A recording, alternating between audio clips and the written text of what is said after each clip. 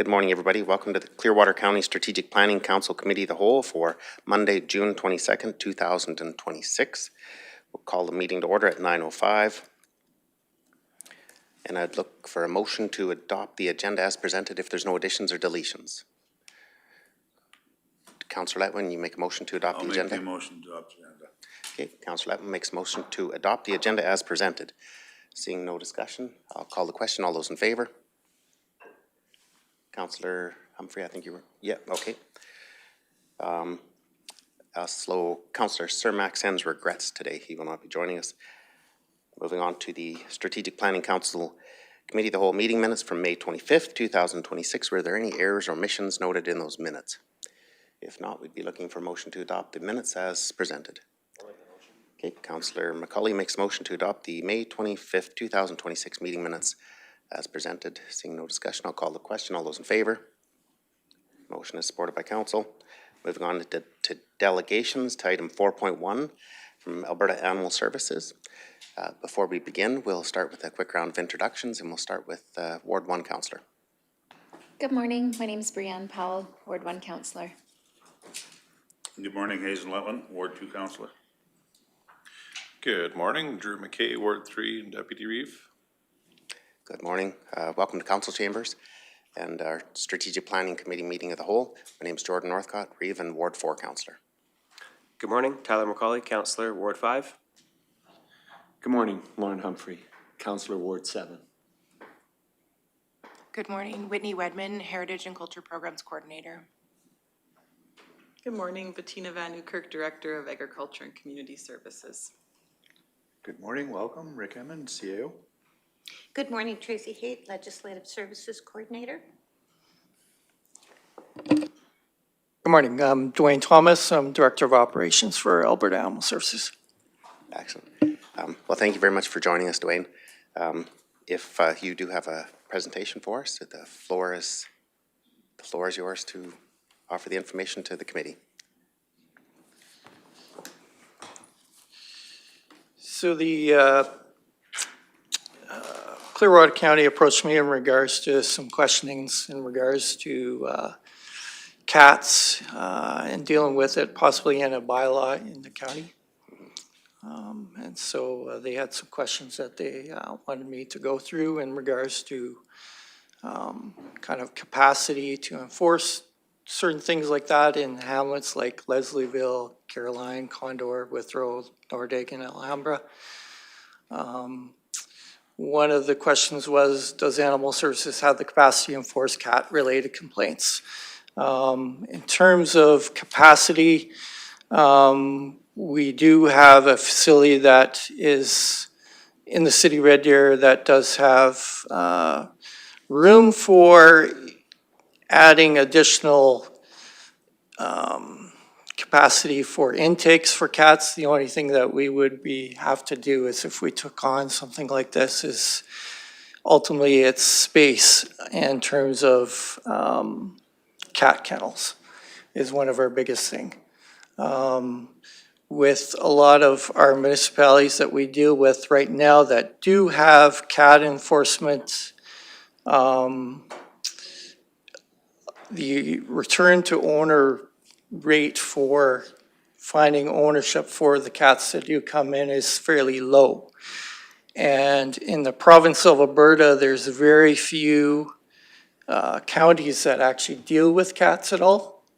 And the ones that do deal with it, the return to owner ratio is very, very low, like 2 to 3%. So that means that any cat that is coming into our facility, we do have to hold it for a certain time frame based on the provincial law, but also municipal laws in terms of bylaws. And then we have to find placement for them. And so hold times can be fairly long when it comes to something along those lines. The other thing is if we take on looking at taking on additional enforcement roles in the counties for stuff like this, we would have to also hire another enforcement officer, outfit another vehicle with all the equipment and all that type of stuff too. So That's an extra thing that we would have to do. In terms of cost estimates, basically our patrol rate is $130 per hour. So it really depends on, I guess, how many patrol hours the county would want to look at in terms of any enforcement for this type of stuff. From our standpoint, in terms of cost, in terms of what we would have to do, in terms of be able to afford to be able to take this on, we would need at least 25 to 30 hours per week in order to make it easier for me to hire an officer and have them full-time in covering certain things, plus the additional cost of, you know, having to purchase all the equipment that goes with that. One thing that council has to be aware of, like with our claim rate being fairly low for cats, specifically in the counties, the cost of it is pretty high, considering the county would have to pay a per day amount for any cat that comes in. And it's $33 per night. So depending on what the bylaw states, like right now for dogs under the county, we hold them for 10 days to see if an owner comes looking for them. And if no owner comes forward, then the county is invoiced per night for those 10 days. Now, if we take in cats, it'll be the same situation. And the claim rate, of course, is a lot lower for cats compared to dogs, where dogs were at about 60 to 65% claim rate. So it's quite a bit of difference in terms of that. And then we have a adoption rehoming fee that we have to recover in terms of trying to spay and neuter the animals to try find new placement for them. So those are additional costs that we would have to put into that.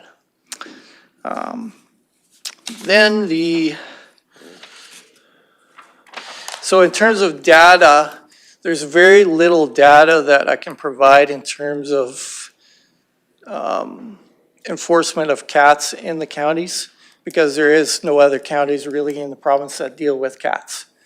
And it really actually does come down to costs. A lot of the counties don't take it on because of the very little claim rates for cats in the counties. And so trying to provide data in terms of what it would actually cost the county, I have no idea actually really what it would be like. Examples that I can only give you is the places that we do deal with cats, but of course those are like the city of Red Deer, where the population is pretty high, and town of Stettler is another place that we deal with, and we do deal with cats there. Now approximately we take in 400 to 450 cats per year in those between those two municipalities already. And our claim rate in those places is around 11%. So if we take on like a county and our claim rate's a lot lower, that we're gonna have a lot of cats that are coming through our facility probably. We do see a lot of cats do get dumped in the county, so most likely we wouldn't have too many claims on them. There may be the odd ones coming from like maybe Caroline, but it'd be very few and far between in terms of that. Allowable limits in cats in rural and urban areas, of course, without any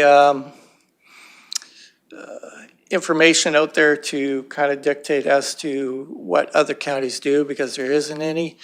Most municipalities, they do have limits if they do have a cat bylaw, but typically they are, you know, between 3 and 5 as a limit at a residence to try to ensure that we don't get any populations that are really huge in a lot of municipalities. Examples, town of Stettler, they do have a limit of 3. City Red Deer, unfortunately, their cat bylaw does not actually have a limit right now. They are looking at it, but they haven't put that into place. So right now, anybody could have 15 cats if they really want. But the only thing that they're required to do is ensure that they're not roaming at large off their property. So do rural municipalities usually have licensing for cats? Typically, no, because a lot of them don't actually have cat bylaws, but the ones that, I did find one county that did have a cat bylaw, but it was very basic. It was, there was no requirement for licensing. There was no requirement for the number of cats allowed. They just had a requirement in terms of making sure that they stay on your property and they're not roaming off. So most municipalities, in terms of being in the rural areas, do not have licensing for cats because it is something that is difficult to enforce, for one thing. Takes a lot of resources to follow up on licensing, especially in a rural area. That would be really difficult in terms of that. At the same time, you would have to probably try to figure out whether you're going to enforce it in the whole county or whether you're going to be specific to certain hamlets and stuff like that, right? Regulation on dogs and cats per residence, like I said, most of them do have limits. For dogs in the city Red Deer, we have a limit of 3, and that's pretty standard for a lot of municipalities. There's a few municipalities in the province that do have higher limits, but they also have regulations pertaining to that if there is a consistent amount of nuisance complaints in terms of the number of animals at the residence, that number could be revoked and brought down to a certain amount. But I do recommend that you always have limits, both in terms of dogs and cats at a residence, whether it's in a residential area like a hamlet or whether you have it in a rural area too as well. Regulations on restricted dogs. Caroline's current bylaw does have a section on restricted dogs. It is something that I do highly recommend that the county puts in place, even for the whole county, not just the hamlets, because it is a very vital tool that we can use for enforcement and to ensure when we do have a serious dog bite, an attack on a person or animal, then we have something that we can use to ensure that we don't have an incident occur again. Because currently right now, under the bylaw, we can issue a violation charge for a dog attack, which is an automatic court appearance, but then it depends on whether the judge will grant any other provisions beyond that. In the past, we've seen that a lot of times the judge will not put any recommendations further onto it. It's simply just the penalty in terms of it. Whereas if we have a restricted dog policy in a bylaw, then the county can put provisions on that person in terms of ensuring that the animal is contained, is muzzled at all times on the property and off the property. They're taking the steps to ensure that an incident won't happen again down in the future. And the liability is put on them in terms of having insurance and having appropriate measures put in place. The current bylaw in Caroline does have some issues with it right now in terms of the restricted side of it, in that there's no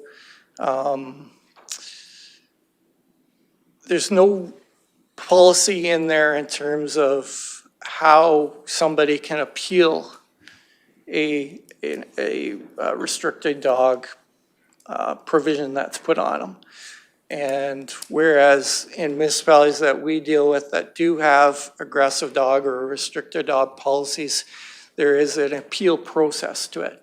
So the person does have a right to appeal it, which goes to an appeal hearing. So if you're going to put something like that in a bylaw, you need to have those provisions put in there in terms of an appeal process for that person, where it is brought before a appeal committee or something in terms of trying to detail as to whether they have a right to their animal not being deemed aggressive, or whether the appeal hearing will actually side with them in terms of that.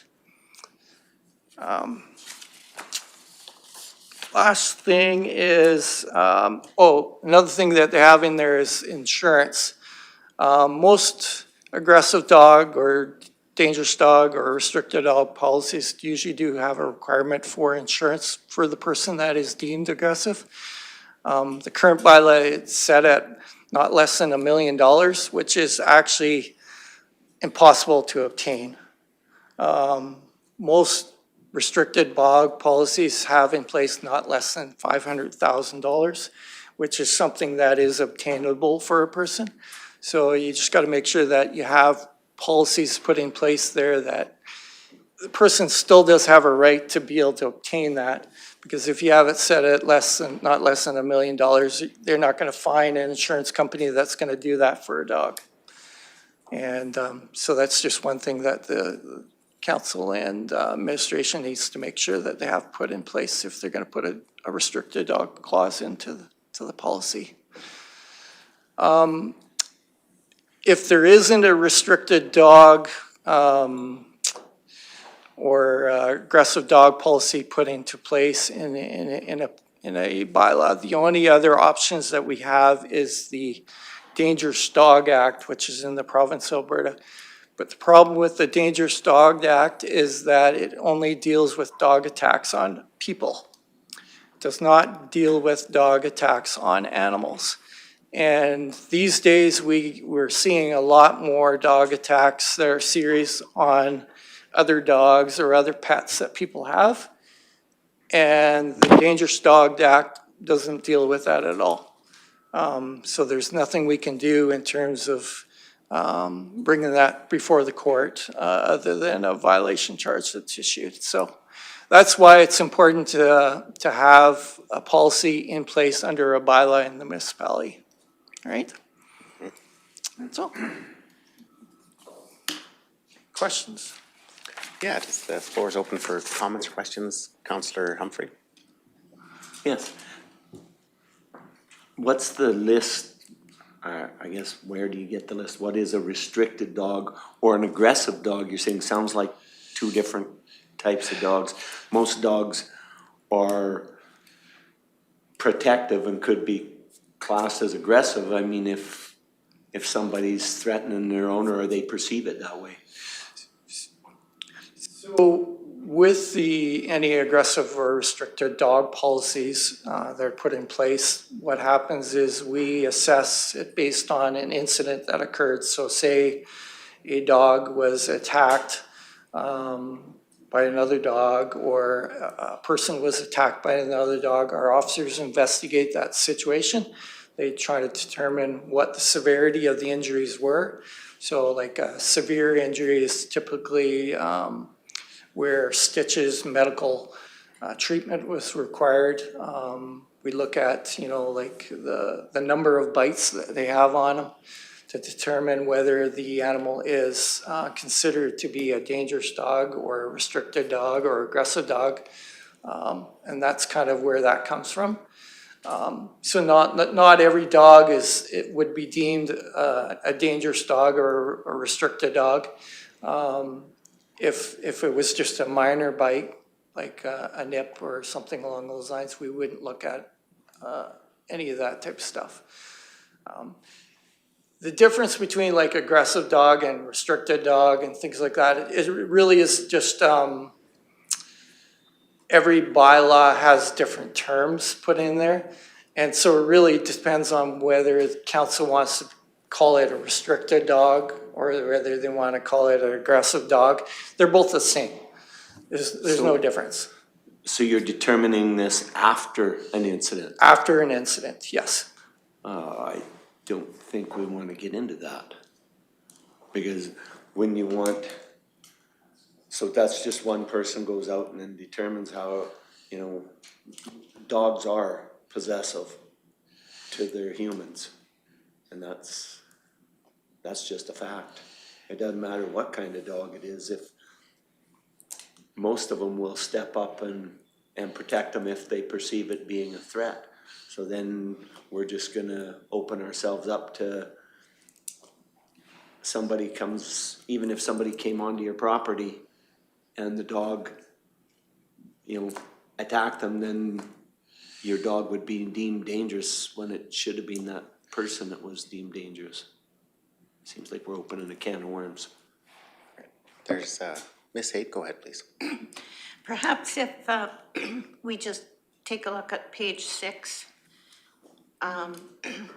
in the bylaw. Page 6 of 133 in the agenda, there is a definition currently for restricted dog. And perhaps that maybe adds some clarity.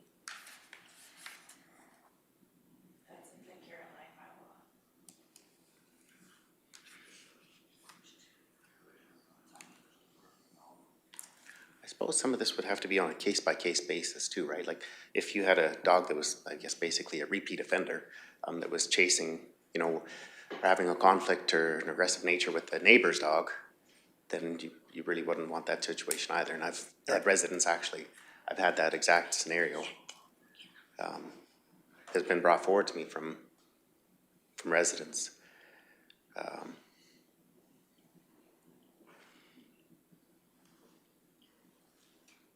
Councillor Letwin, go ahead. Yeah, so basically it was back to restricted dogs, so it depends on what the dog does. It's not a particular breed. Because we've owned Shelties, Collies before, and house dogs, and they're very aggressive when somebody comes to the door. And we've had Doberman pinches. We've had everything in between, and we have an old grand puppy right now. Cat traps per trap, $250. Is that per day? So with cat traps, they have to be purchased in terms of like if they're gonna be rented out. So usually we charge a rental fee just to cover a little portion of that in case the trap is lost or stolen or damaged. But typically it's not $250. That's just how much it costs us to purchase those traps and ship them in. So that's just the purchase price? Yeah. How much Per trap. charge, or how does that work? No, it's usually a one-time fee, and it's usually a $125 rental fee, and then they get that amount back when they return the trap, as long as it is it's not damaged or stolen or anything along those lines. Okay, thank you. Councillor Powell, go ahead. Thank you. Thanks for all the information.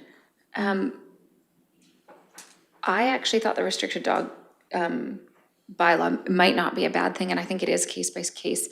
I understand what Councillor Humphrey's saying. If someone comes on your property, I think that's a different thing. But I think when you think of like a subdivision and your kids are out playing and someone's dog runs across the road and attacks them, I mean, I'm sure everybody's seen kids who are adults now with the scars all the way across their face. If there wasn't some type of restricted dog policy, I mean, I'm pretty sure I know what most people would do in a situation like that, but there has to be some kind of policy in there. Not breed specific, of course, but if a dog has attacked a child in a subdivision, or even ran across someone's field and jumped on somebody's horse and attacked a horse, if there's no thing in there about restricted dogs, then I think it does really need to be a case-by-case basis. Is that what I'm understanding? That normally a restricted dog bylaw would just be specifically case to case. There's no breed specification in it. Yeah, no, there is no specific breeds that we single out. It is case-by-case basis based on a complaint that's been filed in regards to it, and then the subsequent investigation to determine, what happened. Was that person on the property for a specific reason? Did they have right of access to it, and things like that we always ensure. Thank you for that. Councillor Powell, go ahead. I just had one more question. And so just after listening to all that, from what I understand, the claim rate being so low on cats, most people aren't enforcing it, but they are having a bylaw usually in place. Is that what I heard you say? That is correct, yeah. There isn't there isn't any counties except for one in the province of Alberta, because of the cost. Okay. The cost is really high to enforce cats in a county. Okay, Deputy Reeve, go ahead. Just quickly here, I do have another question, but quickly, in our current bylaw, there is a very clear description of a restricted, vicious, or nuisance dog. It's on page 2 of the bylaw. It's right there, we already have it, so I don't know if we need to discuss that any further. Page 2. Of the bylaw itself. Page 9. No, like of the bylaw itself, page number 2, there's a very clear definition. But anyways, one thing that was brought up during the council meeting when we decided to bring you in for this was licensing of dogs in rural areas. And that's something that I don't know if wasn't communicated or just wasn't touched on in the presentation. Is that something that other rural municipalities do? Because that seems like a very urban approach to pets. Correct, yes. There is, I don't think there is any rural counties at all that do licensing for dogs at all. It is typically usually only something that is seen in an urban area. And that is usually because of the cost and time for follow-up for licensing takes a lot of resources. Certainly. And so in a rural municipality, that would be a lot of driving around to properties to see who has dogs, who's got them licensed. And that'd be pretty expensive for the county to take on that. Agreed, thank you. Okay, Councillor Letwin, go ahead. Yes, you mentioned Caroline several times. Was that to do with dogs or cats or what? And who looked after Caroline before it became part of our county?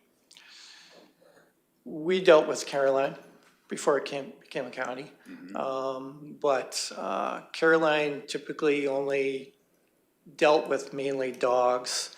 They had some cat stuff under their bylaw, but municipal council at that time, due to resources, had us mainly just dealing with dogs and dog enforcement.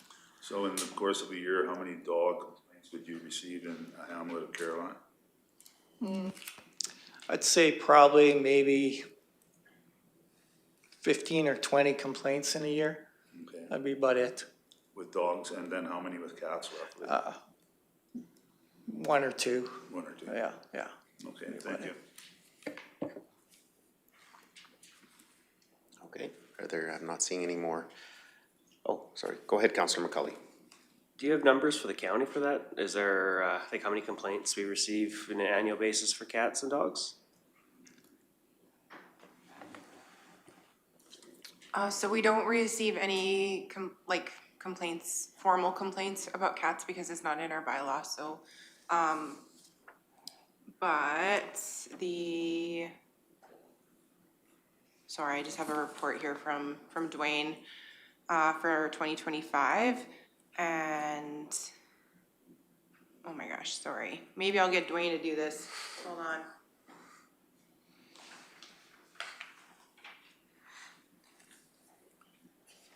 Oh, sorry, total is 77, sorry. For the year? Okay. dogs. Does that include Caroline or excludes Caroline? That does not, that would include Caroline for last year, yes. Okay. Well, thank you. Councillor Letwin? And that is for the entire county? I'm sorry, I missed part of the question there. Yes, The entire county, 77 complaints? yes. Yeah. Is there any idea of how many, what our dog population is in the county? No, I have no idea. Okay, thank you. Okay, Councillor Letwin, go ahead. Sorry, one more question. These complaints, were they from the hamlets, the town, and how many from rural? We don't actually, I haven't kept track of which is from where, but there's a good smattering of everywhere. So there are lots in the hamlets, but we also do have quite a few that are out in the rural area as well. Would these be on farms or acreages, subdivisions, All, or all of them. We get calls about acreages, agriculture land, subdivisions and Right. hamlets. but no statistic breakdown? No, Okay. no. Thank you. Okay, go ahead, Councillor McCauley. So just 77 complaints, that'd be like a complaint every 5 days. So in order to have the service functioning, you're talking about having 20 to 35 hours a week. How long would a dog control event take? It really depends on where it's located. So like, say it's a complaint in Nordig, well, from Red Deer, it takes us 2.5 hours to get there. Yeah. And then 2.5 hours back.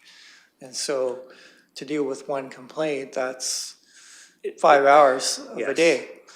There's a tipping point somewhere where you have, there must be because right now it doesn't look like we're anywhere near that point with a complaint, basically, someone needs to look at around every 5 days or so. How many would you need in a week? I guess, like you said, yeah, that 20, 35, but is there a number where you'd be looking at? Yeah, like, see, right now, the way that our contract is set up with the county, it's on a per call basis. And so it's based on a complaint that's filed with the county. The county notifies us of the complaint, and then we dispatch an officer out to go deal with the complaint. Sometimes we can deal with the complaint directly, maybe by just contacting the owner directly on the phone, which saves a little bit of time, but then other times we can't do that. Now, if the county was to look at us dealing with, like they were wondering about more patrol hours in terms of just proactive patrols of places like Caroline and Alhambra and Condor and Withrow and Nordig and those places. And so if we were to add that into the mix, that's where we need to look at extra patrol hours being added, that 25 to 30 hours a month, because then I actually have to hire an officer specifically for those patrols. Whereas now it's just on a per call basis.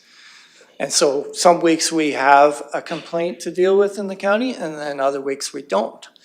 We may have 2 or 3 in 1 week, but then we won't have a complaint for a week or 2. And so that's where the difference is. And then if the county was to look at dealing with cats, that's an extra complaint item that we don't currently deal with at all. And so as soon as the citizens in the county find out that there is a bylaw dealing with cats, we will start having complaints also in regards to cats, specifically in those municipalities that we would have to deal with. Councillor Letwin. Yes. Of the 77 complaints last year, how many vicious dog complaints were there? Or, I don't know if I explained that properly, but. There was 10 bite complaints last year, 51 running at large, 3 barking, 9 chasing, and 4 others. So that would be, Right. what do you deem as other? There is like, in some of the rural municipalities, we'll have a complaint about, like, say, defecation on a property accumulating, or minor stuff like along those lines in terms of property issues that we've had to deal with in the past. And out of the chasing ones, were that livestock or humans or children? It's usually livestock Okay. or wildlife, like, so if they're chasing deer or something like that too, yeah. Thank you. Okay. Is there, seeing no further discussions, do you have any more information in your presentation? No, that should be it. Okay. So at this time, the committee would be looking for, Councillor Humphrey, go ahead. Yeah, I just make a motion, we accept the delegation as information. Okay, we have a motion on the floor from Councillor Humphrey to accept the delegation as information. Seeing no discussion, I'll call the question. All those in favor? That motion is carried.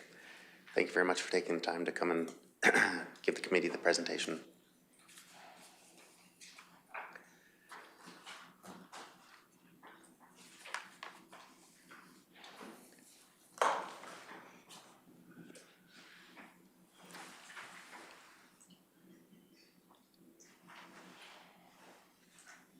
Are there any questions?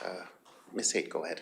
I just was wondering if if the committee at this time wanted to provide some direction to administration in regards to what they would like to see in the new animal control bylaw. If council, or if the committee wanted to discuss some changes or additions. Yeah, that was my question as well, Ms. Haight. Thank you for that. Currently, there's no licensing for dogs. No. But to have a limit, to have a limit on the pets, without licensing, how would you ever enforce that? Because you would never know how many animals there are on a property. No, we're not quite yet. Thank you for joining us again. Councillor Humphrey, go ahead. I don't know, I'm kind of a big proponent, if it's not broken, don't fix it. And if it's been working, you know, seems like we're not outrageous with complaints and stuff on dogs in our county. You know, we're talking one a week kind of thing, or maybe 2 or 3 one week and then none another. It's maybe we don't need to fix it if it's not broken. I have one question for administration. The number of complaints, are they increasing, decreasing, or sort of staying status quo as time goes on?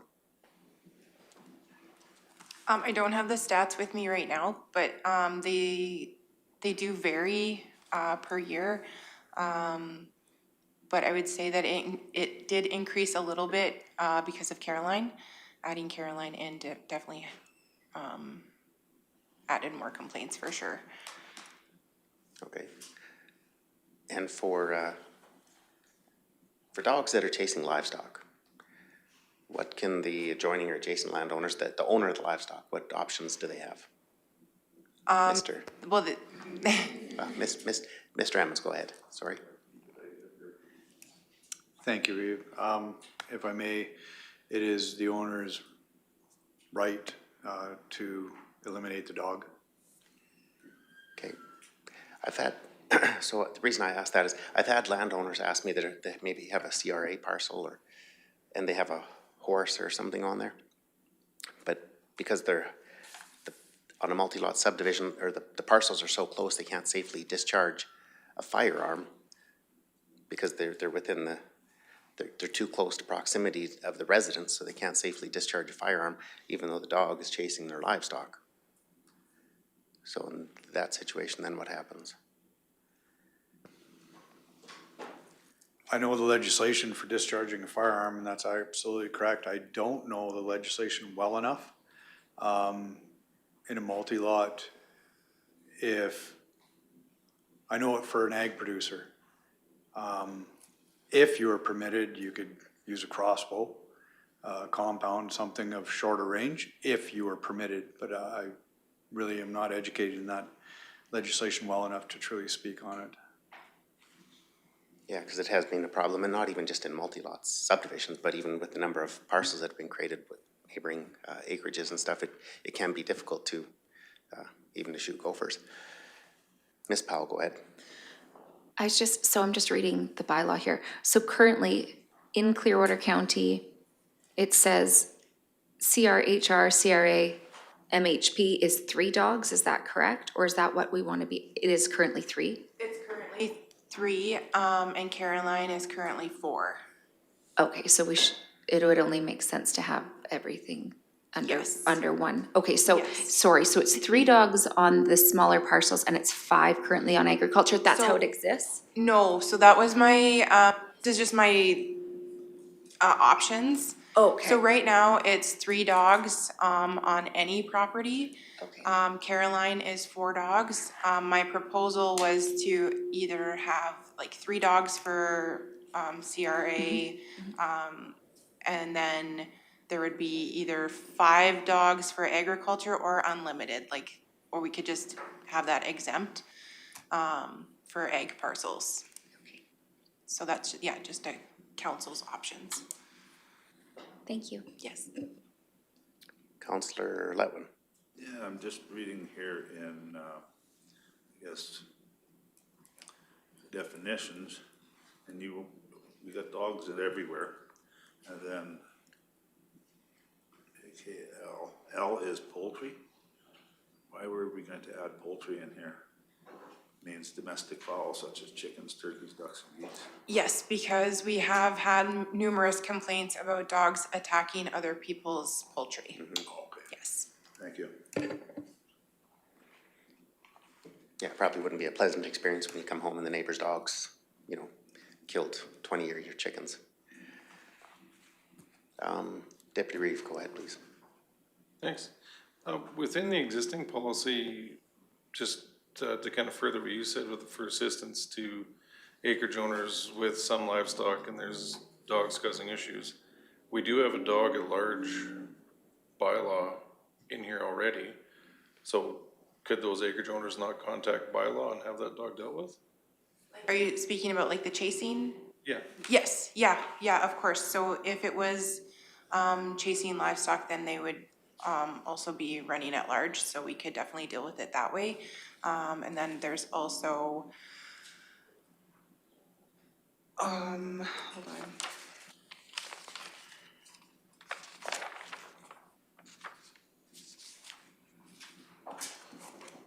Oh, sorry, my brain just kind of stopped there for a second.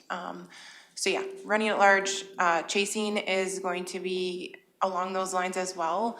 It just comes down to the, like, what the Reeve said was, that they can't shoot anything, within those parameters, so we have to deal with it in a different way, so it is like definitely running at large in that way. Right, but I mean, with the current bylaw the way it is, Yeah, that acreage owner could call bylaw enforcement. And under the current bylaw, it says the officer may seize and impound any dog running at large. It's correct, right here in our existing bylaw. yes.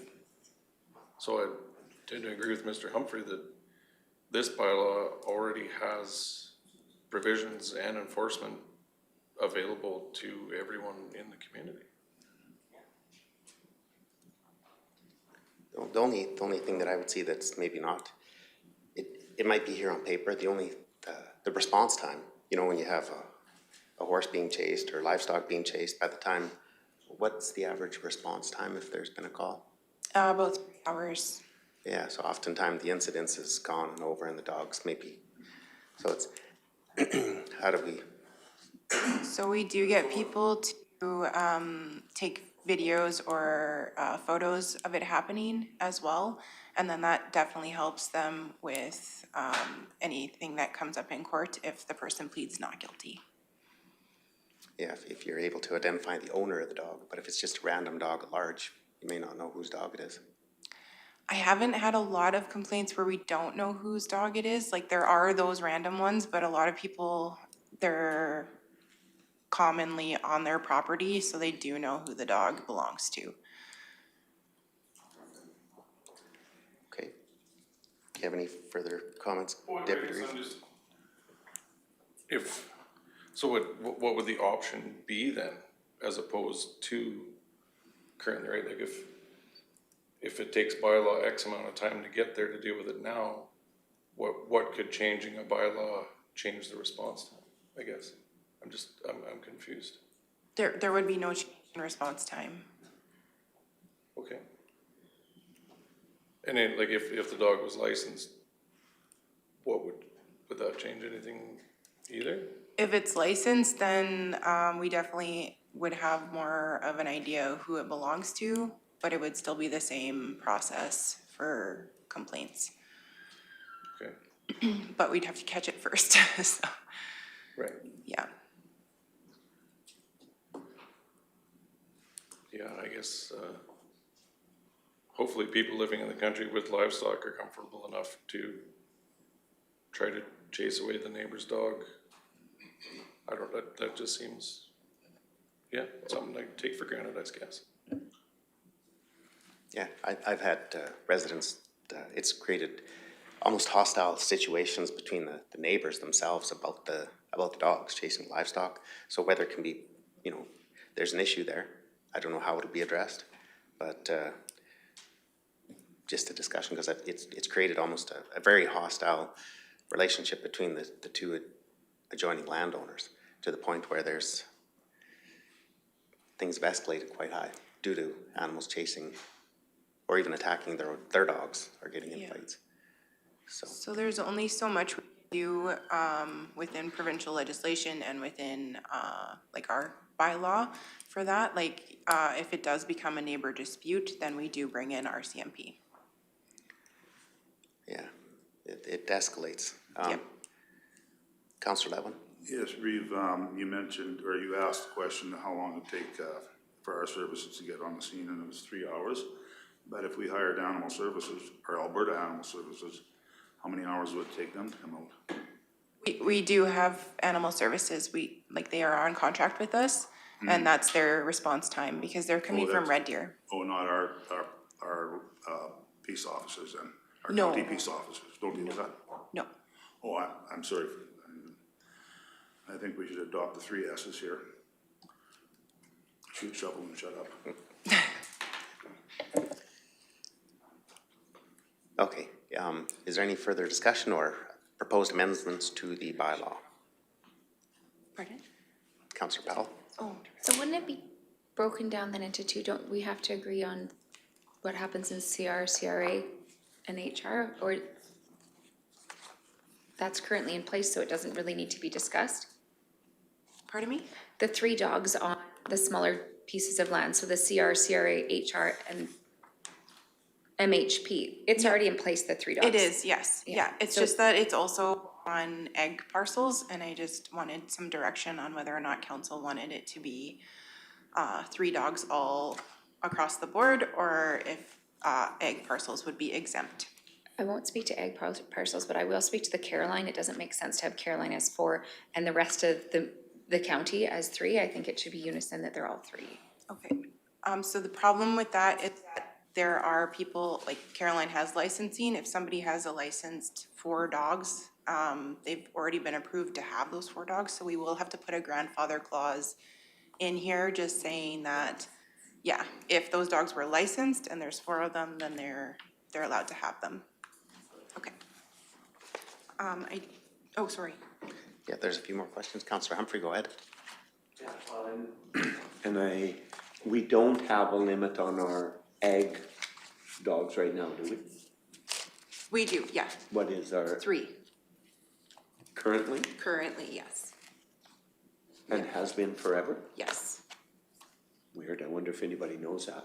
probably not. I would say we should leave it on unlimited, because there's people who have more dogs. CAO Emmons? Maybe, thank you, Reeve Northcott. Maybe just a question for staff. Is there a number to qualify for a kennel? So the kenneling is all within the planning department. They deal with all of the kennel applications and everything like that, so I'm not Okay. aware of how many dogs is. I was just wondering where that magic number would be, if there's a certain number to qualify for a kennel. If it's 6, then maybe it makes sense then to suggest a recommendation to council or to strategic planning that the number be 5. Number 6, you have to get a kennel development permit or that type of, I think it's just if it's a commercial operation. so it's not based on numbers? I don't believe so. Okay, thank you. And Go ahead, Councillor Humphrey. so, to be a dog breeder, do you have to have a kennel? So if it's a breeder, it depends on how many adult dogs there are. In the bylaw, it states that you can have puppies up to 6 months old. So somebody could have like 3 adult dogs and 12 puppies for a 6-month period. And then after that, they would be They need to a kennel? rehome, well, they would need to rehome like the Okay. puppies. But if they didn't, does that classify them as a kennel there, or they're just a dog breeder who has more than? Then it would be a 5 commercial dogs. operation, and yes, I would say that they would need to get a permit. Okay. So yeah, it makes sense then to put a cap of something on it, like the 5 seems more sensible. Put a cap on it. After that, they would need a permit for running a business of breeding dogs. Yeah. Yeah, they'd still be able to have more than, if there was a limit of 5, they'd still have the ability to have more than the 5 dogs. They just have to have the licensing and then have the permit to be able to have that operation, Great. I think. But the floor is open still for discussion on this. Deputy Reeve, go ahead. Thanks, Reeve. I was just gonna mention that the recommendation from Animal Services that was here is that there is no limit on agricultural properties due to the difficulty and expense of enforcing. That's for dogs, and it was the same with cats, but yeah. Yeah, I don't know if putting a limit on agricultural properties for the amount of dogs is going to be extremely costly and extremely difficult to enforce, I guess would be the main concern there. And it is probably going to result in some fairly strong pushback from the community. Could go both ways. Not all egg parcels are large in size.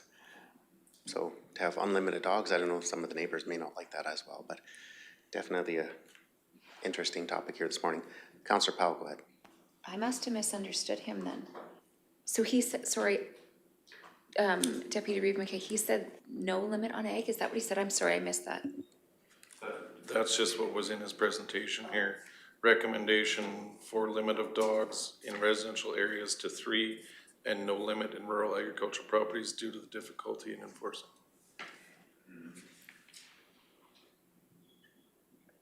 But if we already have it at 3, then I don't know.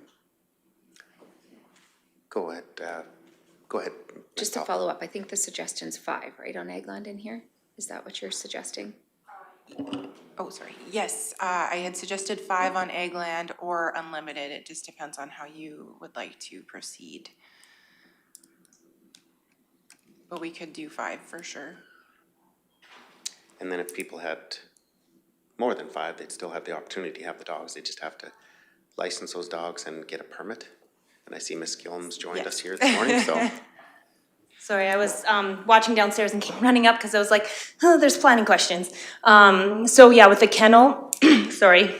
If they, because I think it was Councillor Humphrey that mentioned about breeding and puppies. So if they're under 6 months, the rule doesn't apply for the number of animals. And then I think it was connected to animal control, but like if they had over 3, then they would require a permit for a kennel to have more than. So like we actually did a permit for somebody that had 4 dogs as a kennel, even though they were private, just because they had over the maximum number for pets, because he had 2 pairs. So that's kind of how it's been addressed in the past.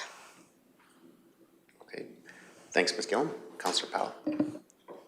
I was just thinking about the Eggland. When you have working dogs, or guardian dogs out with your livestock, sometimes they do have multiple, like especially when you're a sheep farmer or something like that, you will have 4 or 5 dogs that live with your herd. They don't come in. So what happens when that happens? And then if you have 2 house dogs, so say you're sitting at 7, what would happen then for those working dogs? I'm pretty sure the kennel stuff was tied to more like the residential parcels. I don't recall if it had anything specific to do with egg, like for private animals. I don't have the bylaw right in front of me. I didn't bring my computer. So. I'm just thinking of, yeah, like if you have a guardian dog or if you have working sheep dogs, often you have multiple at a time, but I don't know how you put that in here. Councillor McCauley. What would change if we changed the number from 3 to 5? Like it's been in there for how long? We're not really changing anything at all. The average person isn't gonna change how they operate.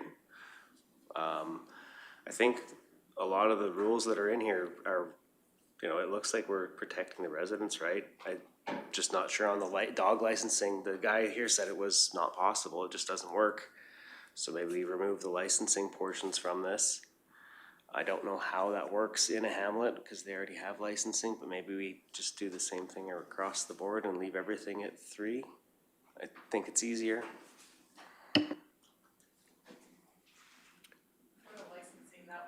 just kind of, right, we had the Caroline bylaw and the previous Clearwater County bylaw, so we have to come up with one new bylaw, right? And so previously within Caroline, they had the licensing. So that's kind of why that's on the table. Yeah, just thought I'd provide that clarification. Go ahead, Deputy Reeve. Thank you. Councillor McCauley brings up a great point. We're not changing the bylaw itself, and it seems to be working as it is, minus the licensing that's suggested. But I guess I find when bylaws come to the table and people become aware of them, then they do get more attention and they might get used here. And my concern is, as Councillor Powell stated, with working dogs. Now, if you have a conflict between a resident that lives on an acreage or in a subdivision against a farmer with working dogs, we're gonna have a real problem. And I could see that happening. So can we add somewhere in here that working dogs are considered livestock and not pets? Well, technically they are actually, I think, the working, if they're like a legitimate, there's certain breeds that qualify for that, but that's where it's like, I guess I don't know how much of a technicality we want to get into with that, because I know it is quite technical on which breeds specifically are considered working dogs and which ones aren't. Well, I mean, I know people that can train virtually any dog to be a working cattle dog. I mean, a working sheepdog, a protective dog, that's different. You're talking about your Marimas and your Great Whites and those specific breeds. But it's for the guys that have half a dozen cattle dogs. They're not all just border collies. They're not all just healers. They're, who knows, right? Like, some guys have the most random mutt and it's the best cattle dog they've ever had. But that's where I think the term agricultural working dog or something like that could solve a lot of these problems. Can I I comment? guess on that topic, a lot of those working dogs, they wouldn't be roaming or they wouldn't be a nuisance factor to any neighboring homeowner because they're, like you said, well-trained and they do their job and they stay on the premise and the property and they do what they're trained to do. But it gets done outward though. Yeah, I think many people want to have the opportunity to be able to have freedom to have their dogs, right? But then when there's conflict that arises with the neighbors and there's no licensing or no number of dogs, it's really hard to enforce anything. Is that correct? Yes, it would be a little bit more difficult to enforce. However, if there was an issue, it would mean that they're off property, so then they would be running at large. But if we change it from a dog to livestock, then I'm not sure what the legalities of that would be, because livestock is dealt with through the brand inspector and it's not dealt with by animal services. So I'm not sure how that would work if we had livestock dogs running at large.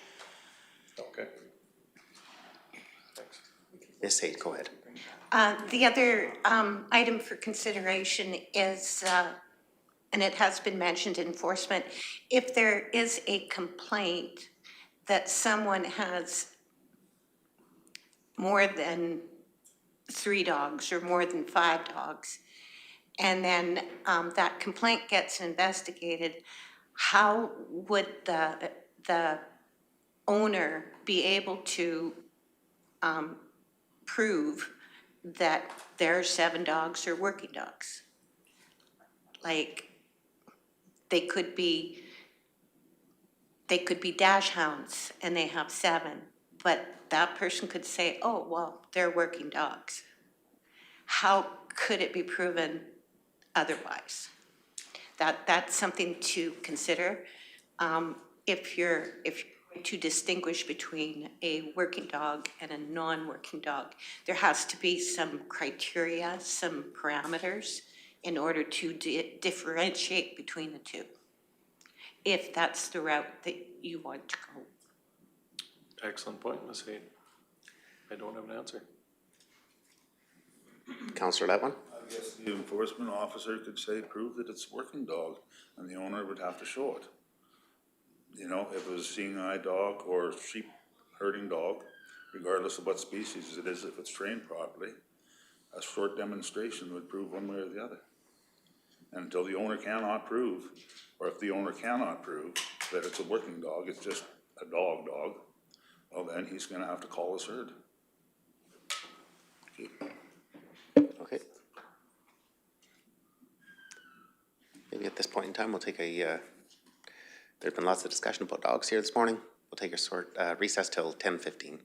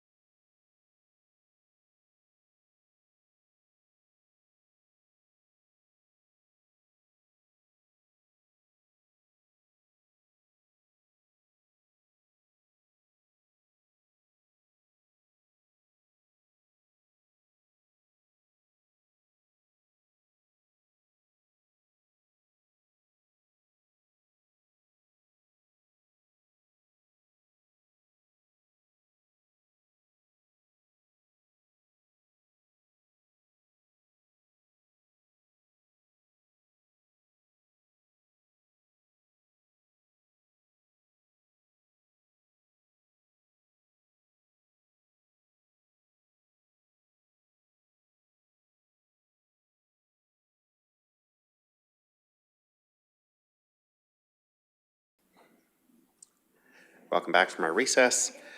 We are going to continue on with the discussion regarding dogs and cats. Deputy Reeve McKay, go ahead. I know everyone's really enjoying this discussion, and it is something that we need to deal with. But in the interest of reducing confusion, would it be appropriate to request that this be brought to a future council meeting with the entire existing bylaw? It seems that that might be a better place to start if we had the original bylaw in its entirety to compare to. Pardon?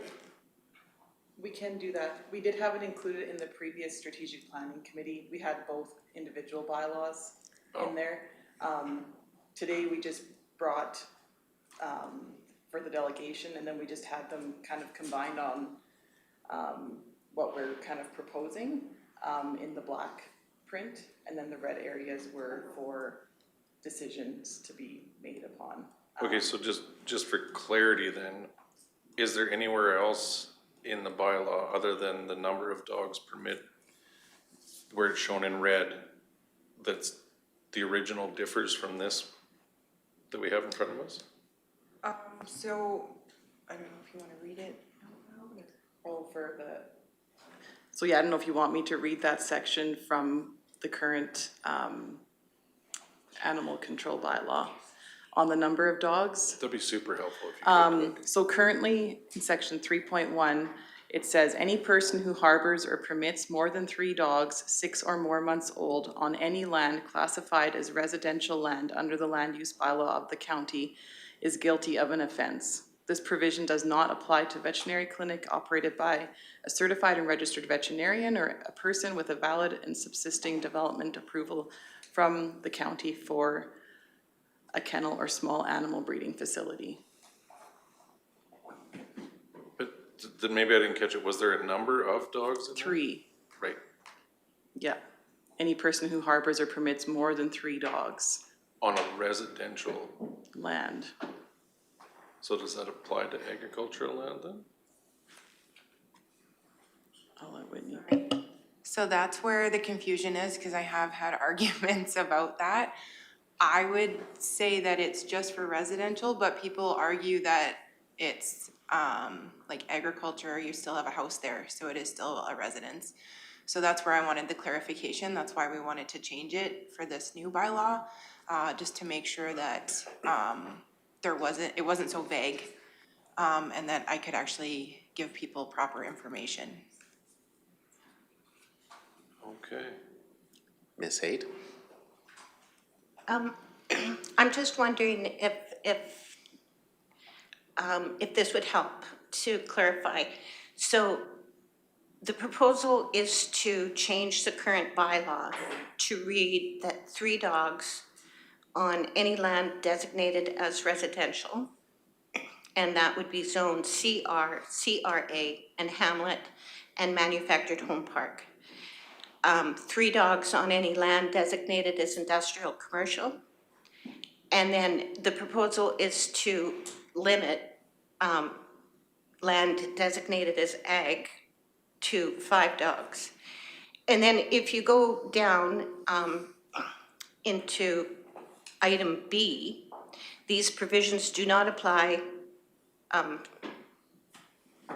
to a vet clinic, and that with a valid and subsisting development approval from the county for a kennel or small animal breeding facility. So the way that and also item C, the keeping of dogs for commercial purpose shall be in compliance with the requirements associated with kennels contained in Clearwater County's land use bylaw. So the way that I'm interpreting that is that if somebody has more than 3 dogs, they would be allowed to have more if they are in compliance with the land use bylaw under kennels. So that would cover people that have working dogs, because working dogs, I believe, you could interpret that as for a commercial purpose. So, again, the options are 3 dogs for everything, all zoned land, or 3 dogs on just country residential, CRA, hamlet, manufactured home parks, 3 dogs on industrial, and then if the committee wanted to make a decision on whether to keep 3 dogs for ag or increase it to 5 dogs. If they keep just 3 dogs for ag, then if somebody did have more than 3 dogs, working dogs for commercial purposes, they would then have to be in compliance with the requirements associated with kennels contained in the land use bylaw.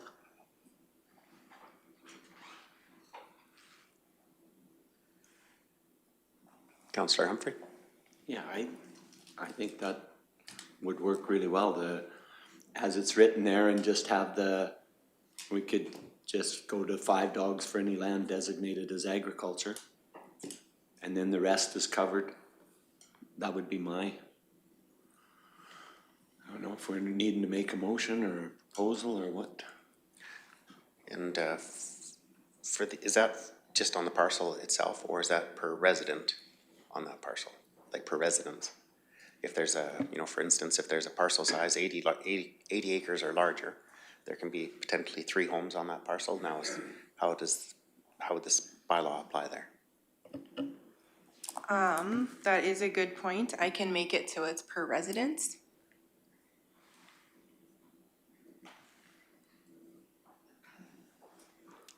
Yes, Per dwelling unit? dwelling unit, yeah.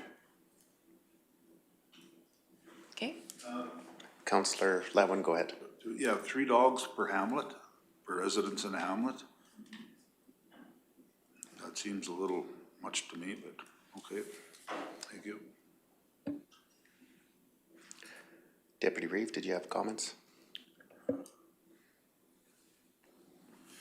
Sure, I was just gonna say the maximum number of dogs allowed per dwelling is as follows, just in that opening sentence. Right, and then I was just gonna, we can't make a motion from strategic planning, but I'd make the recommendation to administration to bring this bylaw back to council at our next possible council meeting with the changes proposed in red. okay, I think that was the intention of yes. this agenda item, but we can call it to a vote with a motion. Is there any other discussion? Yes. Or Yes, just wondering, I just wanted to make, for the draft that I'm gonna be creating, am I taking restricted dogs out? Keep them in? Yeah.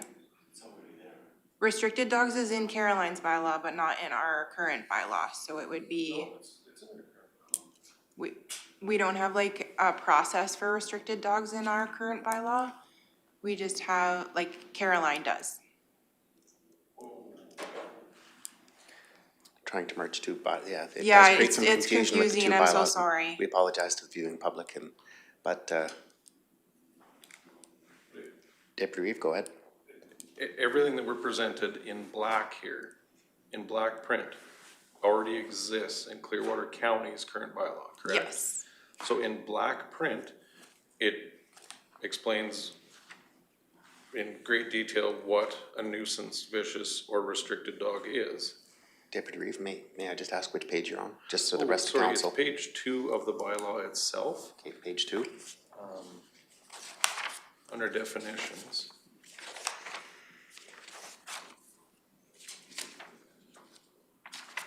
Oh, I'm sorry, that is my fault. The restricted dog was, I just added all of the definitions in there. I didn't color code them, I'm very sorry.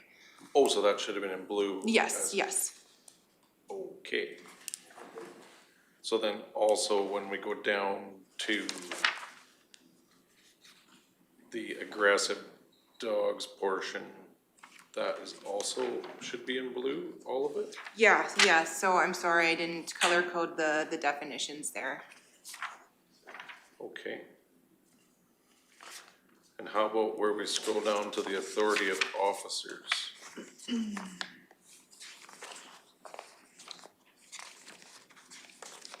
Page number for that one. Page number 11 of the bylaw? Yeah, so that is part of our current bylaw. Okay, so in there, it states that bylaw has the authority to seize any dog that has attacked or bitten or is alleged to have attacked or bitten a person or domestic animal. Correct. But we don't have a process that like specifies that that dog is now a restricted dog. Okay. I'm not sure how to.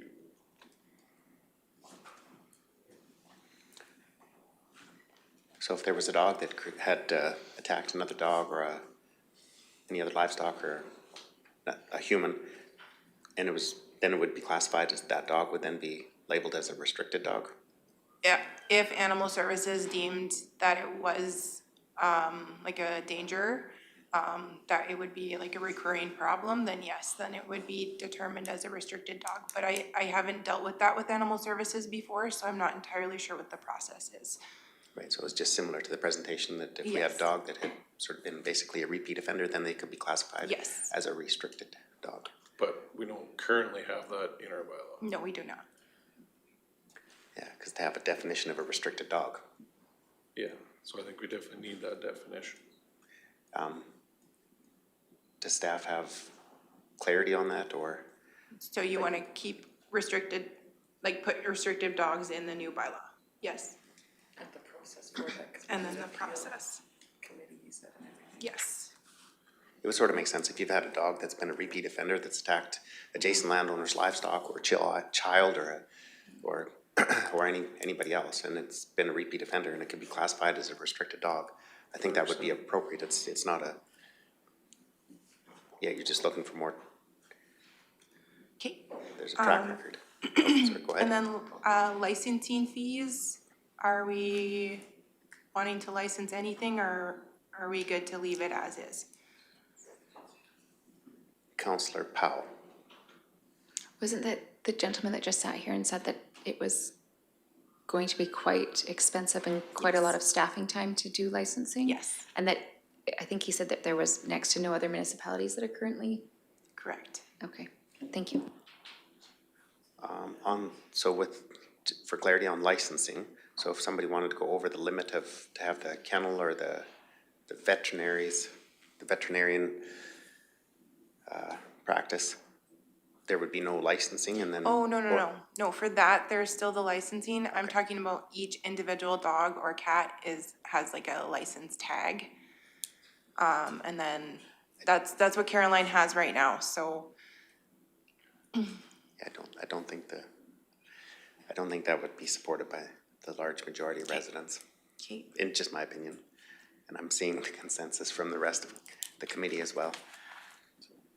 Okay, so Counselor, then, go ahead, sorry, please. I'm so sorry. No, go ahead. No, you have the floor. Okay. The other thing that I wanted to chat about was the fee schedule. I gave 3 options. It hasn't been updated since 2012. I'm not sure if council wants to increase the penalties or not. The one on the screen right now is Caroline's current fees. And then the next pages are going to be, the next pages are where ours are. So the first option is no change to penalties. We just leave it as is. What's been working is working. And then as the pages go on, there's a 50% increase in fees and then 100% increase. So and it can be whatever increase that council would prefer, or we could just stay as is. Counselor McCauley? Just on the enforcement, we contract this out to the gentleman's group that was here, and Yes. he was saying it's $135 an hour when we contract out, that's what we're paying them. Correct. So if we're going out to, just an example, Nordegg there and back at 3 hours, we're at $400 for fees. Yes. So our fees probably should start at 500, or at least covering our costs, bare minimum. Okay. So that would be the third option then? And that's like 100% increase in fees? Just then one last one, do you have any stats on how many times we're going that far out to the maximum limit versus how far we're going, somewhere in between the two? We rarely have anything in Nordegg. It's usually 1 or 2 calls a year. Okay. Yeah, it's usually more in the central region here. Do we have an average for the average call, or the average bill out from them, what it would be? Like, no, because it varies. Sometimes it's really quick, just like a stray dog pickup. And sometimes I get them to combine complaints just so it's cheaper for us. So then if there's a complaint in Alhambra and out in the county, they'll do 2 in one day. So I'm not entirely sure. Do you have any further comments, Councillor McCullough? Deputy Reeve, go ahead. Do we have the total cost of their services for last year? Then we could just divide it by the 77 calls and give us an average? I could get that to you. I just don't have it on me right now. Sure. And that's something that we could determine at the next council meeting as well. Sure. So the discussion here is strategic planning is to get this bylaw, so it's basically ready for adoption at council. Yes. And Did you want me to bring it back to strategic planning for like a draft first? I think that might be appropriate, but I'd look to council or the committee. Bless you. So bring this back with the amendments and the additional information to our next strategic planning committee meeting of the whole. Would that be a sufficient amount, like enough time? Yeah. For staff, Kate? Yeah. Councillor Levin? Yeah, so the draft will consist of all the writing in black letters then, is that correct? And the writing in red letters? Yes. Yes, and no blue letter? No blue. It will all be black, I promise. It will all be one color. Yeah, so basically, everybody adopts to Clearwater County and what we put in place. Okay, keep it simple, please. Thank you. You bet. Yeah, with amalgamation of bylaws, it's been quite a task in so many ways. Deputy Reeve, go ahead. When that does come back, could we just make sure that we have the existing bylaw in full? Sure. Just so we can be extra clear, so we don't have to do it, come back again. Yeah, you betcha. Thank you very much. Councillor Humphrey? I was just wondering if, just to expedite this process, like, so we could decide on the change to penalties, that information on what it costs us divided by how many calls they made would actually help us pick an option. Okay. So, yeah. So do you want that in an email or? I think it could be brought, that information that Deputy Reeve and both Councillor Humphrey have asked for, the previous costs. Yeah. Yeah, then we can take that average and that could be the pricing for the, for the offenses.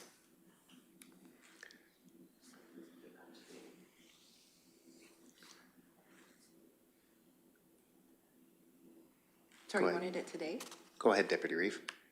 Well, I was just asking Councillor Humphrey for clarity. Were you meaning that you wanted that information sooner than the next meeting or brought to council meeting or? Doesn't seem like a big ask. We could probably have it and they'd be able to just put it in for the next one. I could have it in like 10 minutes if I go on my computer. Sure, then we could choose a fee schedule and then we could bring it directly to council instead of having another strategic. Exactly. Yeah, either or. If it's a urgent matter and we need to get this to council in a timely fashion to get this adopted, we can do that, or there's either or, but if it's an easy ask and those costs can be brought forward today, sure. Okay. Is there any further discussion on this item or not seeing any?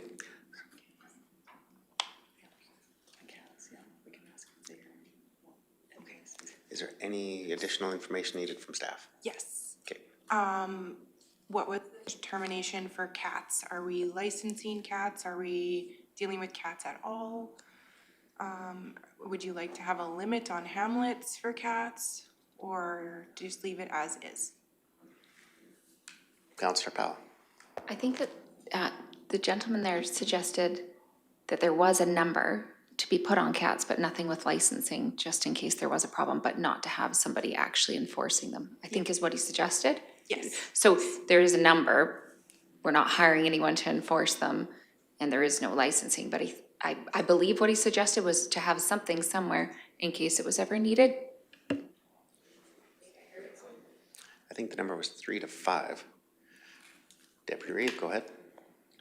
I just want to make sure that we clarify this, because what he actually said was to limit the number of cats in residential areas to 5 and no limits in rural areas. And the reason for that is because it would be impossible to enforce.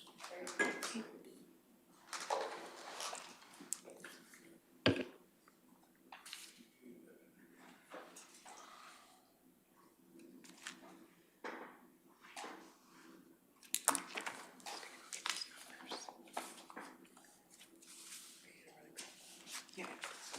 Okay, so no addition, that item will come back here later today. We can move on to item 5.1, brush clearing policy. It is on page 29.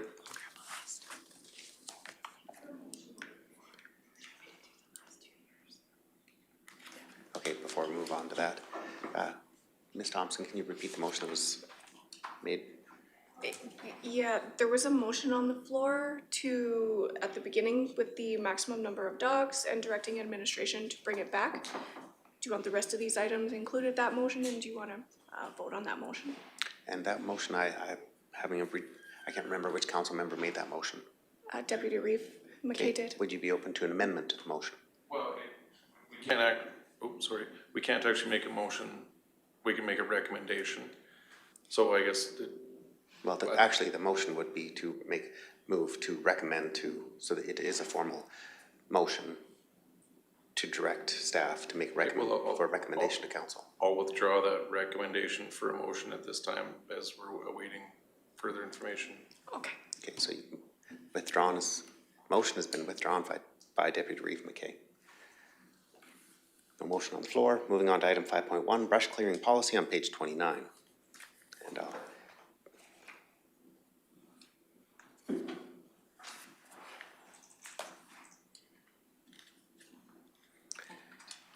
Director Van Newkirk, the floor is yours. Good morning, committee. Yes, this is for the brush clearing policy. This is a policy that has been on our radar to bring forward to council an update. As we've been working on updating and reviewing our policies to better align with the county's current policy framework and to coincide with the current program delivery that we're providing with this service. Previously, county policies combined both the policy and the procedure within a single document, and to contain consistency across municipal policies going forward, policy and procedure documents are being split out into a policy, which is more the governance side, and procedure, which is more administrative.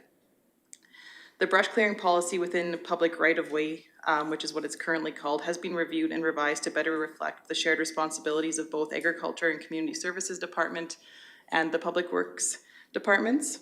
As part of this review, the policy has been renamed the Brush Clearing Policy to provide a more accurate title. The policy has been updated to ensure Clearwater County's approach to vegetation management remains effective, fiscally responsible, and aligned with current operational practices and available resources. If you'd like, I can go into our previous policy and kind of go through the changes, or we've included both the old policy and the new kind of proposal that we have for the policy. So if you'd like, I can go through and just kind of touch on kind of the changes, or I can take questions, whichever. I think that would be appropriate to go Yeah, through the okay. changes that are being brought forward. Yeah, so previously, as you can see, it was just an agricultural services. It was called an agricultural services policy, but it really applied to the full county for all of the works that the various departments do regarding brushing. So that was often confusing to residents when different departments would use our policy, but it was from our department. So we've obviously updated that. The policy statement, changes were made to line up with the current Clearwater County policy structure as mentioned. In addition, the changes that were made better reflect the program and our ability to effectively facilitate it. As previously, some of the verbiage in the policy was difficult to enforce and work with, along with, you know, the new strategic plan and fiscal responsibility kind of ties into that. For definitions, we've added a number of definitions in here to provide further guidance and clarification on certain verbiage used throughout the policy so that it's clear what the different terms mean specific to this policy. For the directive section, administration made changes to this area in order to create efficiencies, cost savings, and transparency when dealing with fences that were erected on county land. With the addition and/or verbiage, it allows for the brush clearing to be facilitated without unnecessary destruction and replacement of an agricultural producer's fence.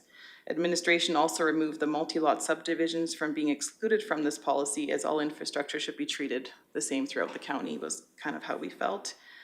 In section 2, for the brush removal along roadways, this section was removed from the current policy because it is entirely procedural and based on industry standards and legislated requirements. And that kind of goes for sections 2, 3, and 4, is that they were quite procedural, and so they were removed from the current policy and will be made into more of an administrative policy that can be applied,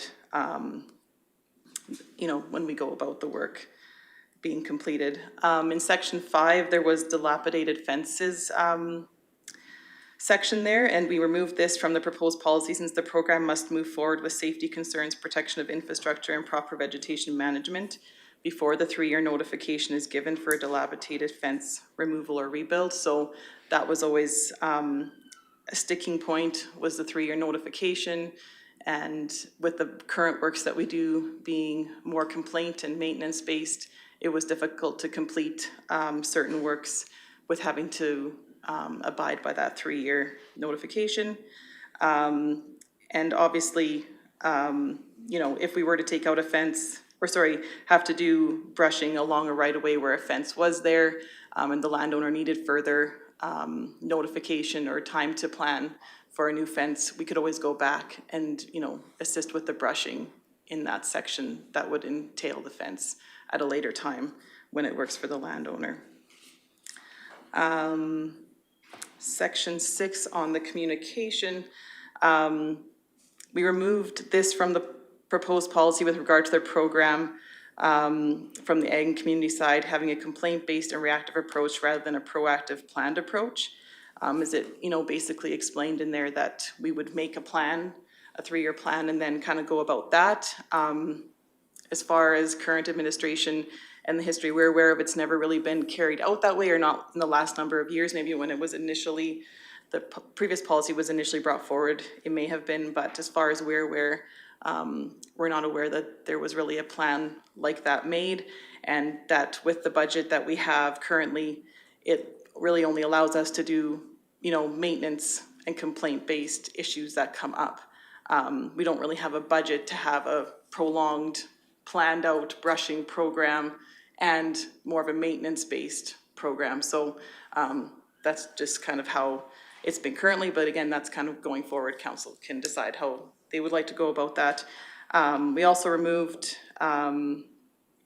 this from the proposed policy to allow for the program to mitigate safety concerns sooner, protect infrastructure at first mention of a problematic area, which reduces cost savings in the long run, and allows for a more responsive vegetation management approach, which aligns with the cost savings down the road.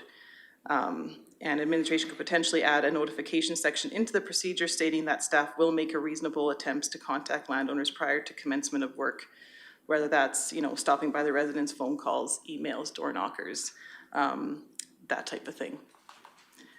So that kind of goes over kind of why we made some of the revisions that we did. And then, so you'll see the previous policy, and As you can see, it's basically mainly struck out, and we kind of just redid a whole new policy for the brushing going forward. So does anybody have any questions or? Councillor Levin. So if I heard you correctly, currently there is no budget for brushing. It's just strictly on a complaint basis? Sorry, have a budget for brushing for complaints and for maintenance purposes. Maintenance. That's correct. Okay, that's it for the moment, thank you. Deputy Reeve, go ahead. Thanks, Griff. To that, then I see on Orris Road north of 12, there's been a significant amount of brushing in the ditches there along the fence lines. Was that complaint driven or was that previously planned or? That one in particular was to assist the producer that was looking to replace this fence, as well as an opportunity to mitigate that section of vegetation from the right of way. Oh, okay.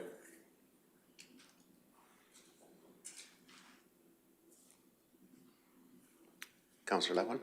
What is the current yearly budget for this complaint? There's around just over 400,000. Pardon me? 480,000, I believe, is what we have, yeah. Okay. To bring the county roads into safe repair mode, any estimations on how much that's gonna cost us? No, we did not do up any sort of, cost estimate if we were to do some sort of a prolonged, brushing plan for the county to try and get ahead of it. We have not done anything like that. If council would like us to, we could definitely look into what that could possibly look like. But currently, it is just for the, areas that have the safety concerns, or when we get calls from the school division regarding issues with roads for buses or the snow storage issues. And the odd ones from landowners which have issues wanting to put up a new fence where it's all grown in. And what is the legal responsibility against the county if the trees are growing up in the ditch and somebody happens to hit a ditch and have an accident with a tree? For sure, I haven't looked into that liability side of it, and gotten a legal opinion on that or anything. Obviously, I could see that there are issues with that, but I'm not super versed in the legal background on, and if we could be held liable if they hit a tree. I just noticed when I was out campaigning, I went on a lot of roads that I hadn't been on for years at all. And there was places where the trees were growing right up on the shoulder of the road. North of Condor, the trees are hanging, I'll be gentle, a quarter of the way over top of the road. And that's where the school buses go. I know it's very rough terrain in there, but I think in the future, we're gonna have to plan for some heavy duty brushing concerns. Thank you. I would echo that, Councillor Levin. I've had a significant amount of phone calls regarding the safety at intersections and the sight lines. When people pull up to a stop sign, they actually have to inch their way out onto the road before they can see whether there's traffic coming from one direction or the other. But so, yeah, but that wouldn't include, in budget, there's not enough funds in there to address all the intersections in Clearwater County. It is just right now for safety concerns that are phoned in basically on a complaint basis. Yeah. Okay. And that's basically where we're at with that, is and why we're trying to send it home so much with the reserve the right to remove any and all vegetation within the right of way. So by getting rid of that 3-year plan and allowing us to get it at first chance and not having to go through the residents' requests and things of that nature, we can go in and we can do it right away. Right? At the end of the day, it is our land, it's our vegetation. It should be our right to be able to take it out at first chance. So in other words, for me to mitigate a sightline concern, I can't do it theoretically until I've given any affected adjacent landowner enough notice, which is hard to explain to people when they're like, I can't see, municipal right of way. Just for clarification, please. You're saying that in our county right of way, if there's trees there, and I understand Mr. Emmons said that a lot of the farmers want a 1 meter setback or whatever. When it comes to be a safety issue, again, and it's in our ditch bottom, we are not allowed to brush it without the landowner's consent? According to the current policy, it should align with the 3-year plan. And the 3-year plan is a letter each year until you've hit the 3 years. Now, there would be a caveat to that with the Highway Safety Act, you know, for the traveling public, but not on extensive, you know, brushing operations. Is my understanding. But so you're saying there's a 3-year plan in effect right now, under the old policy? That's what we should be following, but we haven't okay. theoretically been doing it, which doesn't align with the policy, so we're trying to have something a little bit, Yeah. so we can react rather than. I think we need to change that 3-year policy. Absolutely. And, we're gonna have to figure out some sort of a budget for this. Maybe not this year, but for next year. So with that policy, there's two scenarios. There's often sometimes there'll be a row of trees in a municipal right of way. It offers shade, offers it's a pleasant view for the residents that live in that area. So they don't want those trees removed because they're a dust break, a wind break.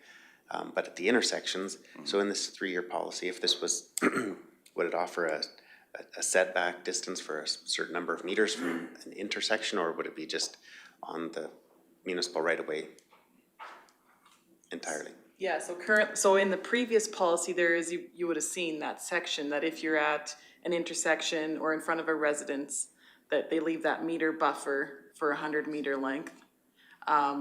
So we did not include that in the policy currently, in the one that we're proposing. But we can include that or include it as a procedural addition if council would like us to continue to include that. But that is one of the issues that we see often, is that a lot of residents are at an intersection, like on the corner of a quarter section, because a lot of people subdivide on a corner. So it really limits the amount of brush we can take out in that area. So it's kind of it's difficult because people live on the corner, but that's also where people need to have the good sight lines. So it creates some challenges. Thank you for that. Councillor Humphrey. And those sightlines wouldn't be just a safety issue at an intersection, it would also be coming out of a driveway. If you have all those trees and I get it, you want them for dust and everything, perhaps it'd be better to put down dust suppression, take the trees down so safely nobody gets hit coming out of their own driveway or going into it. You know, you have that, if it's a safety issue, it's a safety issue everywhere. You should have sight to be able to see that vehicle coming out if you're coming down the highway or down the road. So I feel it should be removed, and perhaps if you need trees, they should be planted in a little closer on the other side of the fence. Okay.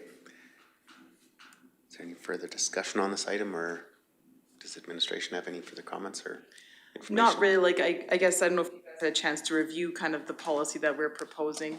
And so if council is okay with how it currently stated, we would bring it back to the next council meeting for formal approval, and go from there. But that was kind of the intent for us as well, is to make it more clear that we have the right within our right of way to clear the brush. That's there. Councillor Levin? Just like, I don't know, maybe I missed it, but I'd like something added for emergency purposes, as well as the right to your right of way, but for emergency purposes, like the intersections and that the landowner doesn't get 3 years, we have to move on it ASAP. So yeah, currently the way it's written, we took out the 3-year notification. Okay, So we could go in, like we would obviously do our due diligence and give people a couple weeks notice saying, hey, we're coming in to brush this area. But it would no longer be the 3-year notification, but with a letter and that type of thing. Okay. It would just be And that could be for anything, so like Public Works for their road rehab stuff. Previously, right, this is the policy that applies to all of the things. Right. And then you can maybe do a little sales pitch and say, if we can get it done before 3 years, is that okay? Yeah, for sure. Well, that's our intent, is to be able to go ahead and get this work completed where needed in an efficient way. Thank you. Just have one question.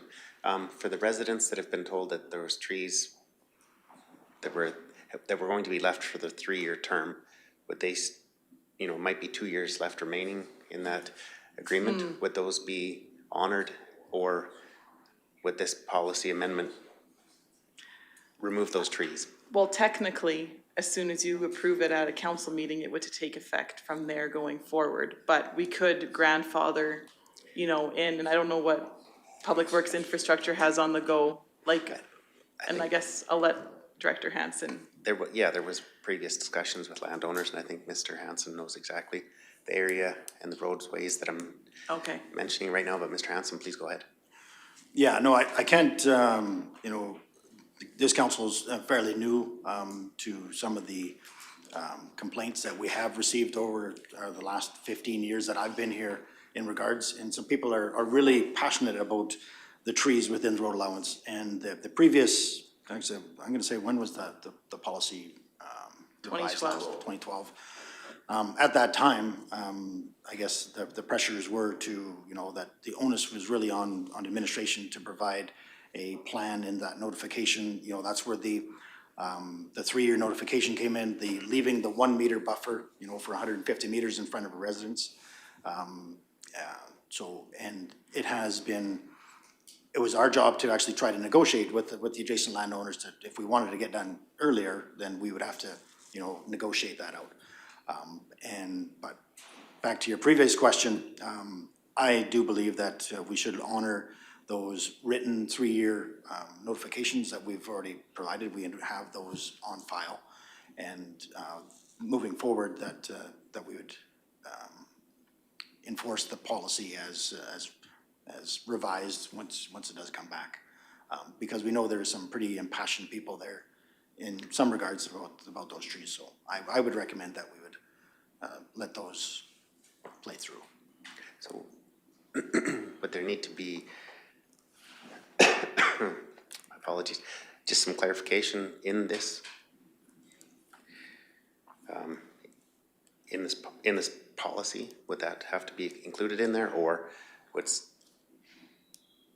just with the statement? I believe that's nature? administrative, and Okay. and we don't have a number of those types of scenarios, so I think it could certainly be just dealt with administratively. It doesn't really seem like a policy guideline, but certainly, operational procedure to say that any commitments that we've made underneath the previous policy, that would be, and it's a 3-year term, and we're already through that 3-year term somewhat, so. Okay, no, I think that's well said, so thank you for that, Director. Deputy Reeve, go ahead. Well, you're here, Mr. Hanson. So these previously agreed to agreements were for vegetation within the ditch itself, like off of the customer's property or off of the resident's property? That's correct. On roadways that are being used for the purpose of transportation? Absolutely. Oh, Yep. and there's a number of those? There isn't a number, there's one outstanding for sure. Okay. And So it's that came up as early as last year. There again, some pretty impassioned correspondence back and forth. It was discussed with council, and we stuck to the policy, provided that notification, and recommend that we stick with that notification process. I think in that situation, there was middle ground that was sort of met with landowners' quality of life in so many ways to be able to have those trees there, but still only allowing a short, the 3-year time frame, but those trees would be being removed. So it was, there was very passionate discussions, and but it was, I think, the best middle ground. Do you have further comments, Deputy Reeve? No, it's just surprising. And it was more than just one resident. There was actually multiple residents that were involved with that. Councillor Councillor Powell, go ahead. Yeah, there's some people that have bought acreages that are, say, at a like on the corner, and their only shade and windbreak is in the ditch. And when they bought that, that was how they understood they were purchasing the property. And I also know of some other incidents right now where, yep, some people are gonna be really mad when we go and brush in front of their places, but I understand where it's at. I can think of the people right now. Or they've got these beautiful trees that are out overhanging the road, halfway across the road. And when they get taken down, those people are going to be irate. Yep. I get what you're saying in the ditch, but think if you only owned 4 acres and you're right next to the road, and you bought that thinking, and then you put your house quite close to the road, and then all of a sudden all your trees are gone. I'm not saying we shouldn't do it, but try to look at it from a person who didn't know anything about agriculture, moved out to the, there's just some different scenarios. Not saying that I don't agree with the new policy or anything, but I just had some people when I was campaigning talk to me about their trees. Yeah. So there, for staff, the recommendation that the committee would recommend this to council for approval. Just for one point of clarification, for the 3-year notification, that's just for the ongoing ones, but going forward, we're not gonna be doing that. Okay. Okay. Yeah, previous discussions that have taken place with landowners and those agreements have sort of met the middle ground. Those would stay standing till that time is expired, and then this policy would then take in effect to be able to address brushing concerns at intersections for the safety of residents of Clearwater County and visitors to the region. So I'll move that, Councillor Levin, do you have a comment? You will give them like a week or 2 of notification. For sure. Yeah, we'll definitely do our due diligence Yeah, where okay. possible. Yeah. Yeah. Just so they don't wake up in the morning and hear, vroom, vroom. Okay, Yeah. thank you. Okay, so then I'll move that the committee recommend council approval of the brush clearing policy as amended. Okay, seeing no further discussion, call the question. All those in favor? That motion is supported by the committee. Thank you for joining us, Director Hansen. Moving on to item 6.1, draft bylaw 26076, records management bylaw on page 39.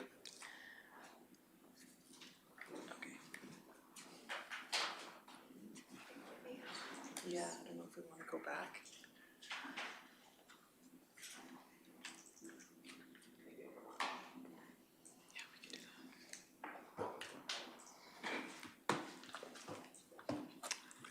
Well, good morning. Good morning, Strategic Planning Council committee members.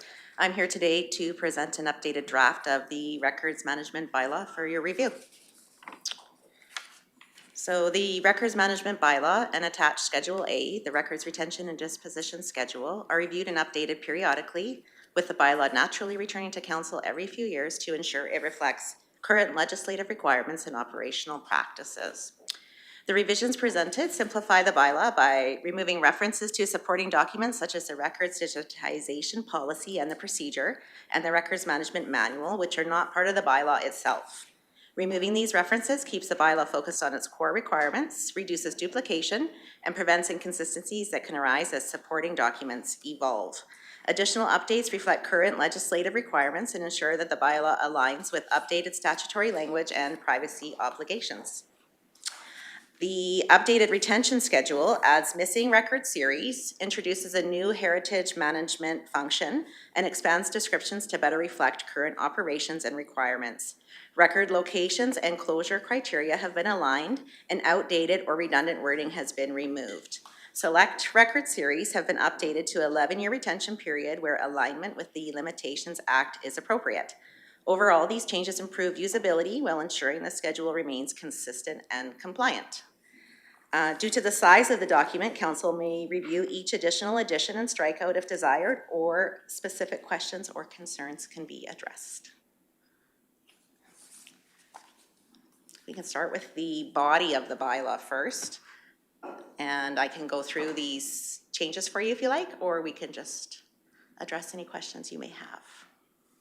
Look to the committee for reviewing the amendments, or are there any questions at this time? So consensus to review the proposed amendments or not? They're pretty short, I can Sure, just please. do a quick go through, sure. So, we're matching the new template, of course, for the bylaw. And I've updated some descriptions. I won't even go into that, just updated descriptions. Number 5 is where we kind of begin to change. That's where you're gonna see the removal of some of those administrative documents. And you're going to see 5.2 just kind of brings in that protection of privacy regulation, where I know you guys have heard about the changes to that and FOIP being repealed. Getting in again to just protection of records in 5.3 and addressing that now we classify each type of record a security classification level, which is required under PAPA. And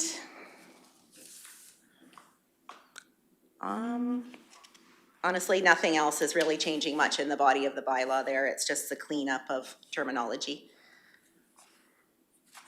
If we move into the records retention schedule, that's a really large document.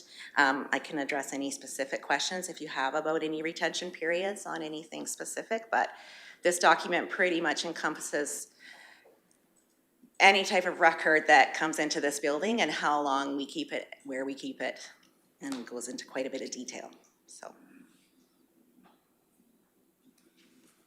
And again, nothing too crazy as far as changes. A lot of alignment, and again, we've pushed some retention periods to that 11-year mark. Okay. So the motion then, looking for administration, would be a motion to, that the committee recommend draft bylaw 26076 for the adoption of the bylaw by council. Okay, seeing no further discussion, I'll call the question on that motion. Great, Motion is thank supported. you very much. Moving on to item 7. Actually, we'll move on to item 7.1, but we're going to take a 10-minute recess.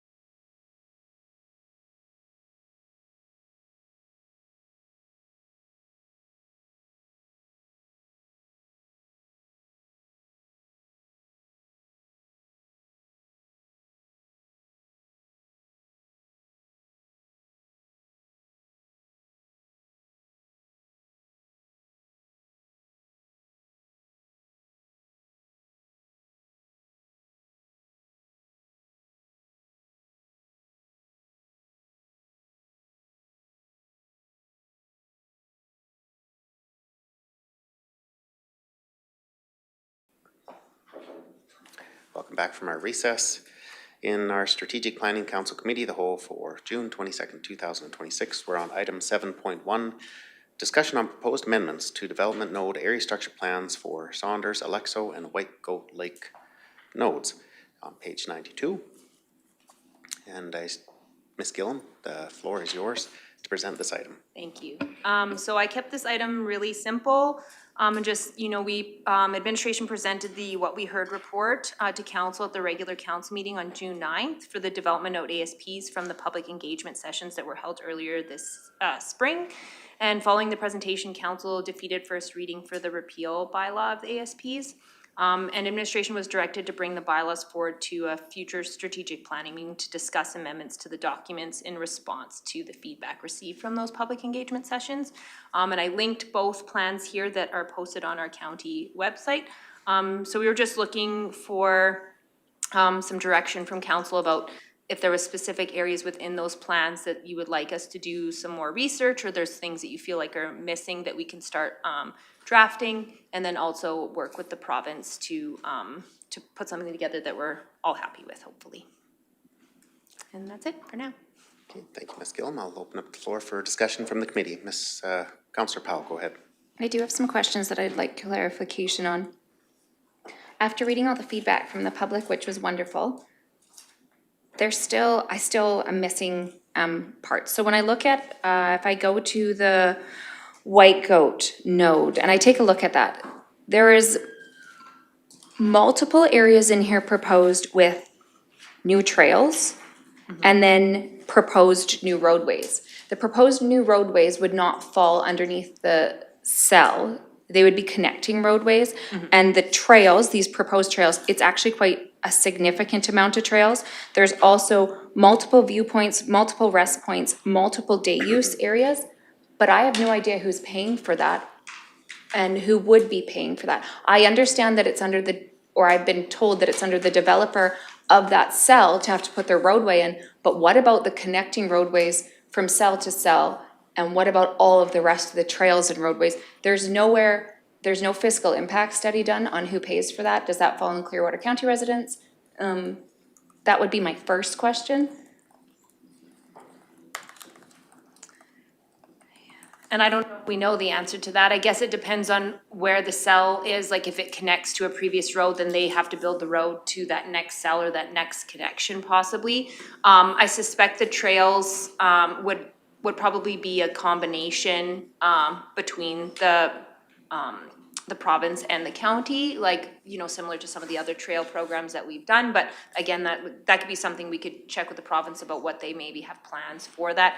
Viewpoints, in those areas, they tend to do, they've been, I guess, the ones creating a lot of those areas. But again, I don't know for sure what their thought process would be on who would be responsible for those. And it may be a shared cost. Absolutely, which could be a huge cost for the people. And there also isn't anything in here about maybe being a phased approach on doing this. It's all or nothing, and it really seemed to the What We Heard report that people wanted to have a scaled back approach.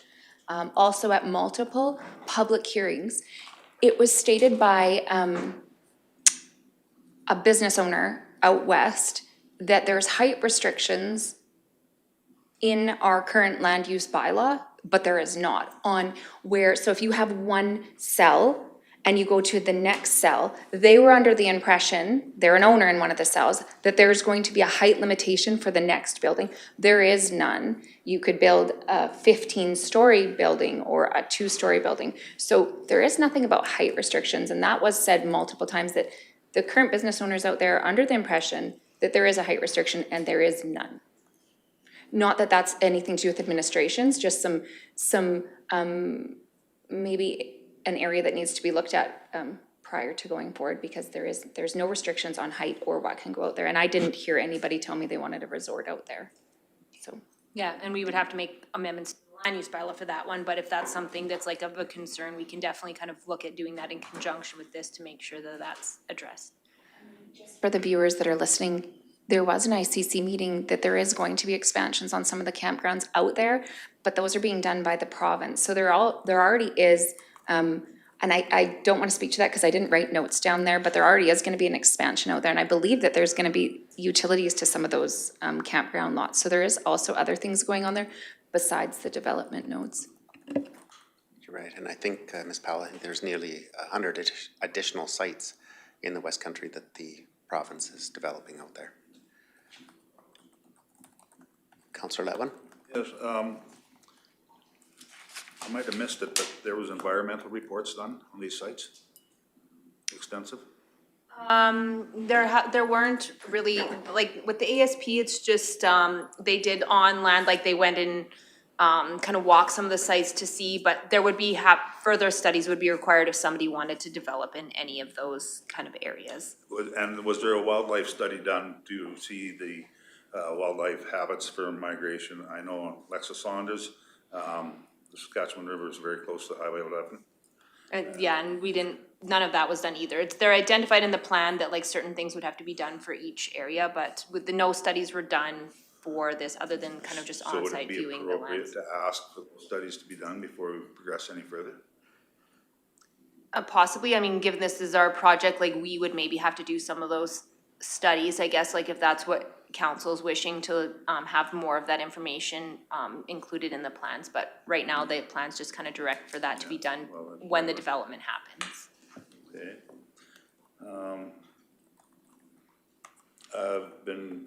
A lot of concern has been voiced from residents, local trappers, one thing and another, concerns with the overflow. Another question too, if we're gonna bring in 5,000 people per node, that's 10,000, and even cut it in half, that's 5,000 vehicles on Highway 11, and it's in pretty rough shape. Took the van out to Nordic a couple times there. And would it be possible if the county, or pardon me, not the county, the province could twin that highway out there before we developed any nodes? Give us that security background, because there's gonna be a lot of heavy traffic moving in there if we start doing node developments.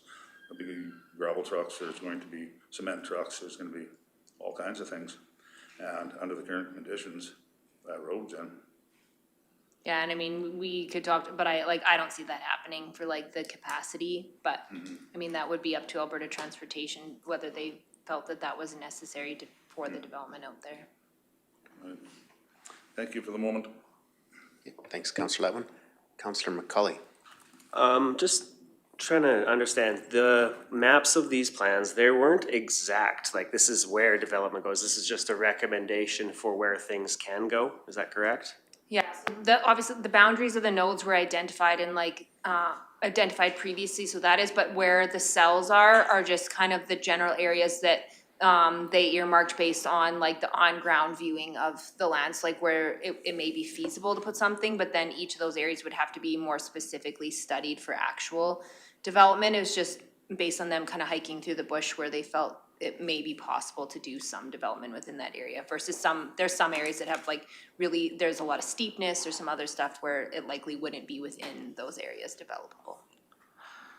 And I guess just for myself, after the email, with correspondence from the province, I would like us to see us sitting down with all of the government officials and going over the overall plan for the region. Because after getting a good understanding of it, some of this is cart before the horse. I mean, we're working on development nodes when we're talking about the main hub being Nordegg, and we're not even finished up the main hub as a service center. So there's pieces that are missing, and I get there's things that need to be done simultaneously, but perhaps we're a little off focus on focusing on nodes instead of having other things done first. Thank you, Councillor McCauley. Deputy Reeve, McKay, and then we'll go to Councillor Humphrey after. Sure, thank you. I guess somewhat echoing Councillor McCauley, that those discussions, if they're gonna take place, should take place before making any amendments. And also just to the environmental studies, I would strongly caution against performing any environmental studies at this point. They're extremely expensive, and if we don't know what type of development is going in there, we could end up having to do 10 different environmental studies. And that would be catastrophic. So until we have an idea of a proposed development, I think at that time, the environmental study could be shared with the developer or the cost put completely on the developer, however we want that to look. Just thought. Okay, Councillor Humphrey. That was my understanding, was that the developers would be bearing the full cost of any environmental studies. Yeah. In the meetings and stuff that was mentioned, that it would be bore by the developer. And Clearwater County wouldn't, in my opinion, we wouldn't want to go ahead and do any in advance because we'd be bearing the brunt of the expense where, Yeah, because like was mentioned, if the developer, based on what they're gonna want to put in there, then they do their own studies. Like And- still have to do some historical studies, environmental studies, and it depending on the area that they pick, you know, like they'll have an area that they may be interested in, and then they can do the study specific to that area. So like to do it for the whole thing, yeah, it would be very costly. Yeah, we wouldn't want to bear the cost of that. We'd want that on the developer, for sure.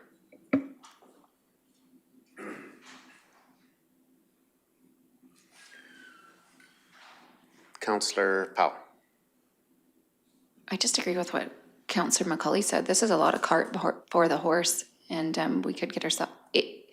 There's a lot of other projects in Nordegg that weren't even completed, and now we're trying to start another one without the other one being completed. There's already an enforcement and emergency services problem in Nordegg without the influx of the other people. And before I get too far in, I'm not anti-tourism. I am planned development. Before somebody phones me and tells me that, I'm not anti-tourism, but there's nothing wrong with Clearwater County being run as a business. Nordegg is a wonderful area, but it is not the only area in Clearwater County. And these expenses, when we do things like this, don't just fall on the people of Nordegg, they fall on all of Clearwater County. So I think taking the fiscal impacts very seriously, and I actually be neat to have some fiscal impact assessments done on this project so that when a developer comes in, they know exactly what they're getting into and exactly what their responsibility would be. Instead of allowing the developer to come in and want something and then say, oh, hey, by the way, this, this, and this. Also, when we were out in Nordegg, the Indigenous people, I realized there was sufficient consultation done prior, but when we were in Nordegg, they did voice that they didn't feel that the Whitegoat node they had had enough say in. There wasn't any comment on the Saunders, but that may be something also that will be wanting to be looked at.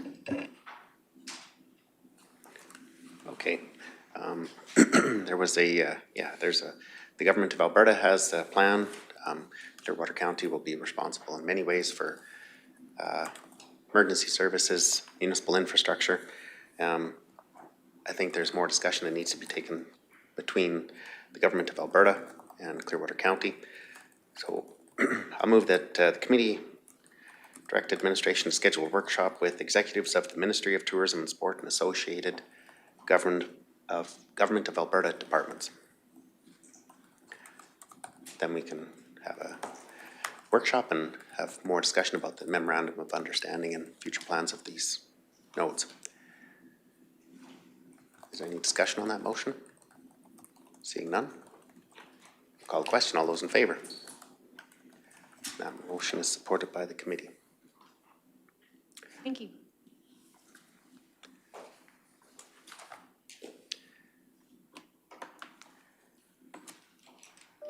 Moving to, we do have a little bit of time before noon. Item 8.1, Heated Storage Facility Project Operational Performance Analysis, Budget 2027, on page 94.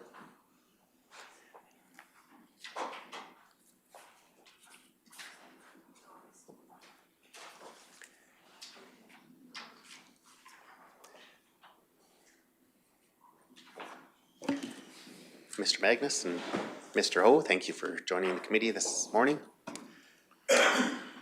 Yes, good morning.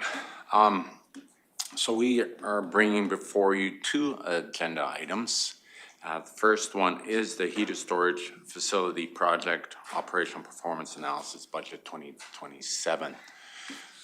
So our intent here in regards to both agenda items, first being the heated storage, is the council of the day decided to utilize the north quarter for the future development of our administration building, along with all other facilities associated with Clearwater County operations, that being storage, the yard, the mechanical shop, agricultural department, etc. Okay, so we would all be in one spot. So the intent is to bring forward the background to the heated storage, that being the first facility that would be required, and in terms of operational aspect, to have that be built on that site. So it was presented to yourselves when at your first budget meeting, deliberations in December of 2025, and that was a topic of discussion, and I believe the heated storage was put into 2027, if I remember correctly. So what we would like to do here, between myself, Mr. Ho, our project technologist, and Mr. Hansen, my counterpart, Director of Public Works Infrastructure, is put a little bit of background from an operational aspect, and then Mr. Hansen will comment on some of the costs associated with the infrastructure side of things in regards to the build out of this structure. And what we're looking from this committee is direction to council, eventually to council itself. And I'll just read out the recommendation again for this committee and the viewing audience, that the Strategic Planning Council Committee of the whole direct administration on which year the heated storage facility project located on northeast 3 of 40 of 7 west of 5th Meridian should be scheduled within the 10-year capital plan, if indeed that is what council wants to do. So basically provide administration direction, and that way, as well as council in moving forward in budget, if indeed the building, the heated storage is to be built, if so, what year, etc. Just general direction. So what I'm going to do now is I'm going to turn it over to Mr. Ho, and I'm going to make the assumption that each of you has had the opportunity to read this. So he's not going to go through it word for word, but paraphrase it and give you a bit of a summary, again, as to this agenda item and for the viewing audience as well. So I'll turn it over to Mr. Ho now, and he will provide you with that summary. Good morning, Strategic Planning Committee members. Just like Director Magnus just said, this capital cost of this project was brought to council back in December. The total cost was approximately $7 million. And the motion was carried at that meeting, that motion by Jordan Northcott, that the committee recommend council defer the heated storage facility project start until 2027. So to assist the committee in the decision-making process to implement the construction of a heated storage building, administration has conducted a review of heated storage operations. Hence, we have identified key efficiency and response time challenges that currently impact performance objectives, particularly during snow and cold weather events. So first, I would like to talk about the snowplow operations. Clearwater County currently uses 2 loaders to support our snowplow operations. So one loader is stored in the heated Caroline facility, while the other is stored in the non-heated north yard. The loader at the north-south shed is a concern because cold temperatures reduce its reliability and create operational delays. So on cold mornings, particularly when temperatures are low, below -5 degrees, this loader needs at least 20 minutes to warm up before it can begin loading salt and sand into the snowplow trucks. In practice, drivers arrive at the salt shed, leave their plow trucks idling, start the loader, wait for it to warm up, and then begin loading. At times, up to 5 trucks may be waiting in line. Even when the loader is plugged in, battery failure can still occur, which can further delay the response and may require battery replacement. The heated storage building at the north south shed will reduce these delays. The loader will be ready sooner, snowplow trucks could be loaded more quickly, and crews could respond faster during snowfall events. Ultimately, this supports safer roads for residents. And from a cost perspective, the impact really depends on the amount of downtime.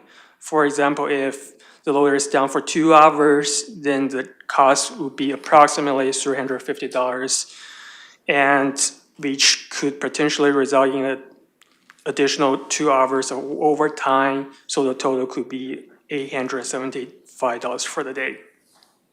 However, in addition to these costs, there are also broader service impacts. Delays in snow clearing can contribute to increased collision risk, delivery disruptions, and slower emergency response times.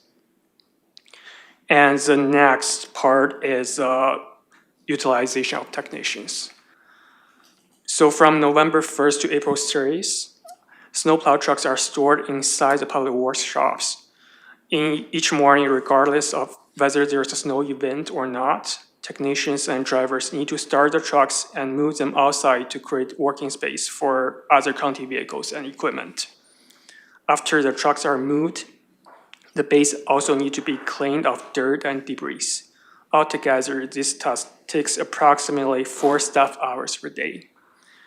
And at a rate of $35 per hour, for example, this represents approximately $140 in staff time. While some of this work may shift to drivers if the trucks are stored somewhere else, the key benefit is that technicians would be available sooner for maintenance work and emergency response. This would also improve shop productivity and help reduce response time when equipment issues arise. The third snowplow-related issue is a daily commute between the Rocky and the North Yard.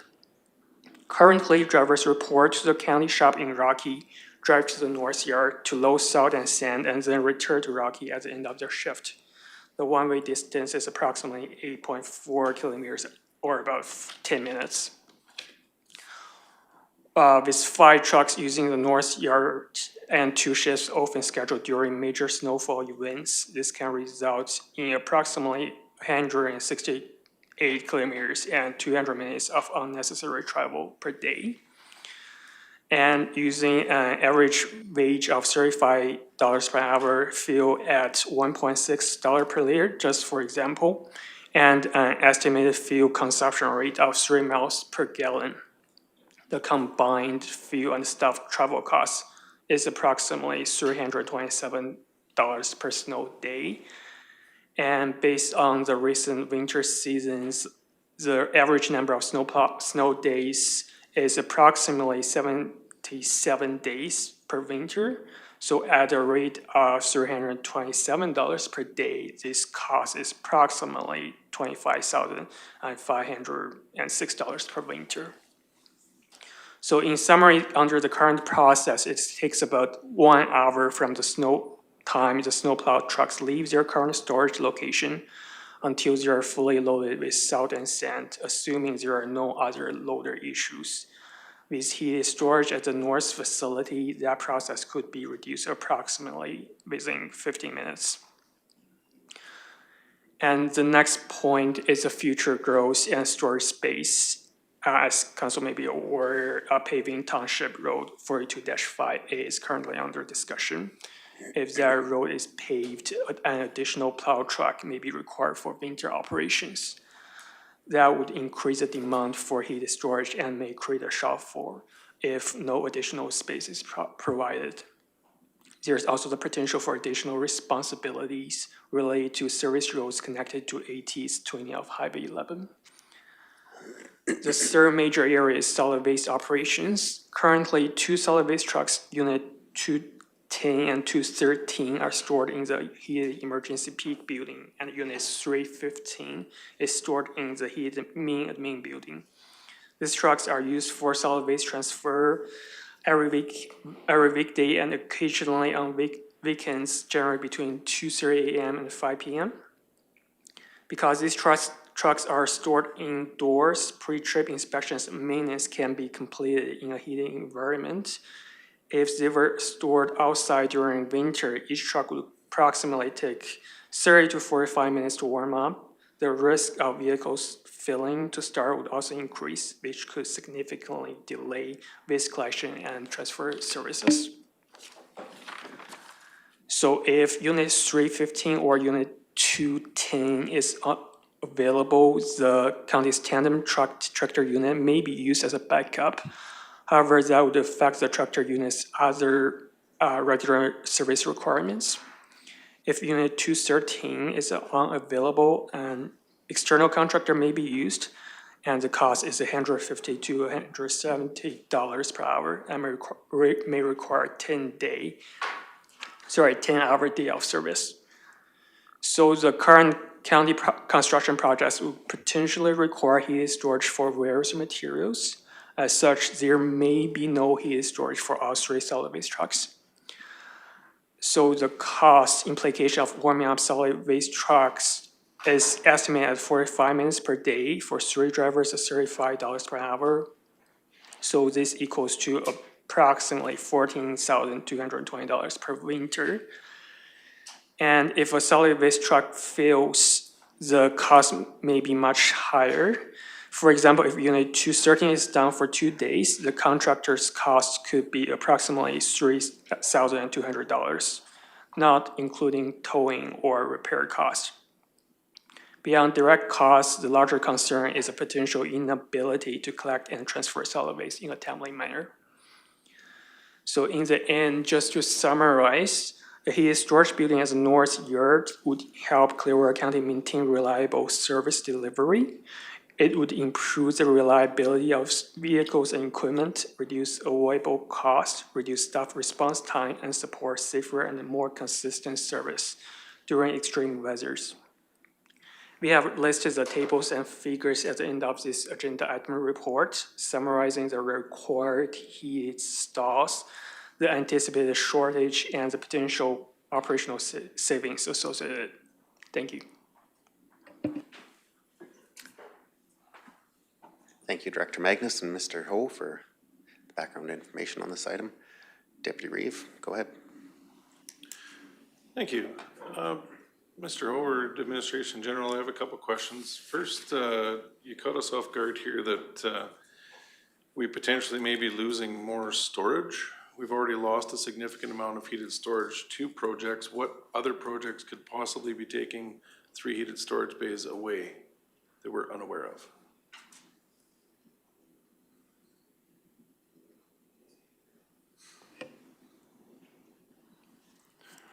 So this is just further to any additional storage that may be required through the broadband projects. So that could take up some storage space in regards to that. I don't believe this council is aware of any further required storage for the broadband project. Is there something that we should know? I guess it's been discussed and alluded that the broadband central office, of course, it doubles as the broadband hub, as well as provided those additional bays on that building itself is utilized currently by our solid waste team there for their heated storage. So it was the potential of loss of that building in the fact that if the service was no longer Clearwater County, this was hypothetical, that building itself could actually be subdivided and sold off to a different provider. So I believe that's what the agenda was alluding to, that if, currently there is no plan, and we haven't heard of a plan that is going to subdivide and get rid of that facility. But it was the the new build was basically, it'd be more efficient if all of our heated storage needs were facilitated in that one area. So that's why we've included that, and we've over-designed it to include future growth. You know, if there would be, we know that if we add additional surface road inventory, we're looking at another truck. So, and that building, the 8 bays is scalable. What we have learned in the past, though, is every time that we've taken something that, looking at our future, you know, if we say we need, you know, 8 bays for our future, say, well, let's knock it down to 4 or 5, and then 2 years from now, we're saying, oh, it sure been nice if we built those additional bays. Lestonville was the best example. So, it is, the 8 bay proposal is certainly scalable. You know, we can build any size of building that council would prefer. But we've tried to anticipate any possible need for that heated storage, and we know that eventually it would be utilized. I see in that, I guess that is also a concern of council, is that if we overbuild it, there will be things purchased to fill it. Right, that's the other side of that coin. If you have storage, people will find ways to fill it. People will find ways to spend more money and come up with new services and increase service levels just in order to fill that building. So that's I know what you're saying, but it's just that can work both ways. Sorry, if I could speak to that, hopefully, if that service level increase would be a direction of council, not administrative, right? So if we oversized the building and we seen we had the space and we wanted to increase the level of service, that it would be council's decision to purchase that other piece of equipment to provide that level of service, it wouldn't be administration. Certainly, thank you. And secondly, one thing but this is just sort of a practical question, the loader, a lot of the issues around the loader at the North Salt Storage seem to be hard starting, battery issues, et cetera. We have power up there, right? So is it not plugged in, or is there no battery blanket on it, or do we not have a Webasto on it? And if we don't have a Webasto, why don't we have a Webasto? Is there no timer on that Webasto? Like, there's so many questions. Mr. Hope. Yeah, could I believe you could plug in that loader at the north yard shaft. However, even this, the plugging in, the battery failure can still occur during the extreme weathers. And we also have a few occasions where the battery is stolen and we have to send the loader from the central yard to the north shaft, which causes a lot of significant times of delay. I see. Maybe there's some more practical solutions that could be added in the interim. I don't know what to say. That there is a fence there, is it not locked at all times? Mr. Magnus? That means nothing. We have people breaking in there all the time, into the north yard, the Solid Central Station. So we have an issue with crime up there and we want to move all of our equipment there? That seems like a problem. Director Hansen, please.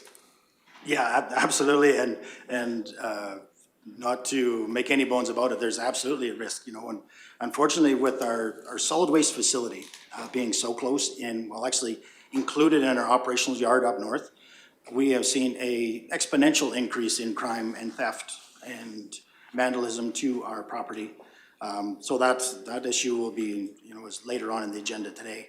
But that is a reality risk, you know, even with our salt sheds, you know, of course with that, that stretched fabric over top of those facilities, the vandalism right away is an X-Acto knife doing a quick little L so they can have a peek inside those buildings is quite common. It's absolutely unfortunate, but it seems like the solid waste facility really attracts those types of petty crime and theft.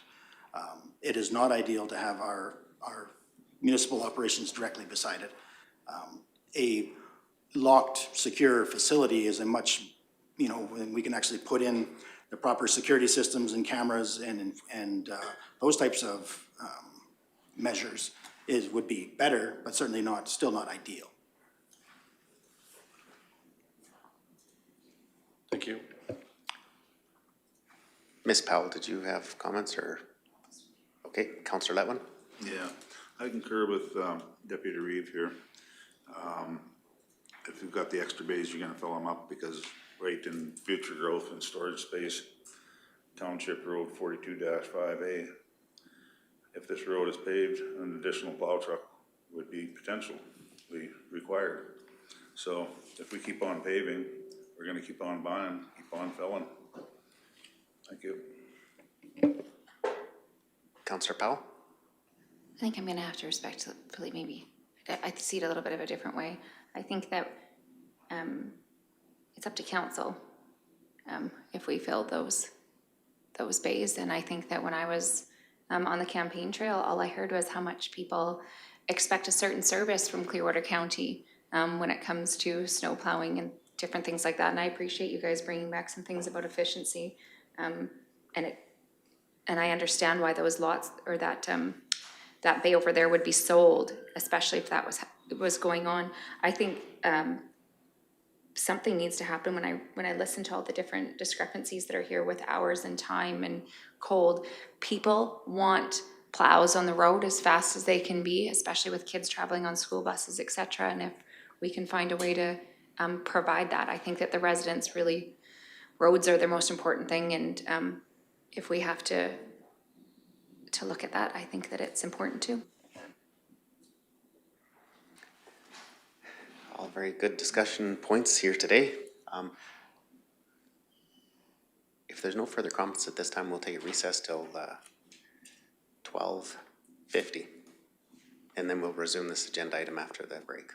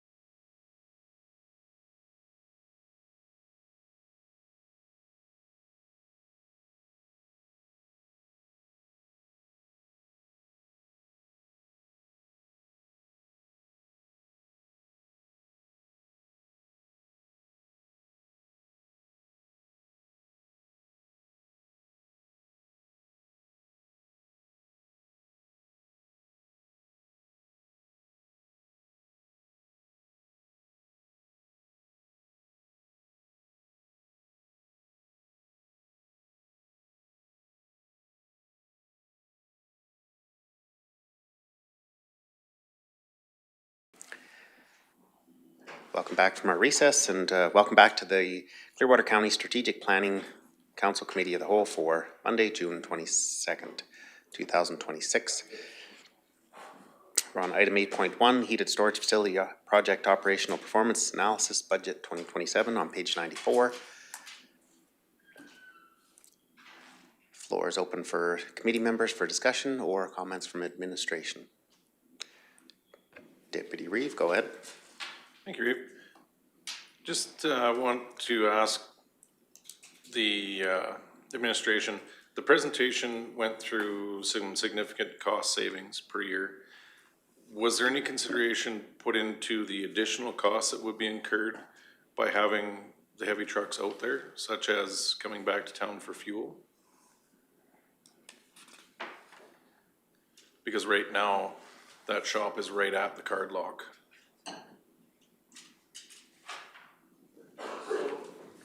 So because the daily trips, so the current trips are daily between the Rocky Yard and the North Yard. I assume the fuel will not be daily, possibly every few days. So still compared to fuel, if they have to come back to fill their trucks, the cost savings from the community is still there. Right, but they're not included at all, right? Like there was no considerations put into the additional costs that could be incurred by moving out there. And I'm not saying that fuel is the only one. I'm sure there's others. I'm not the expert.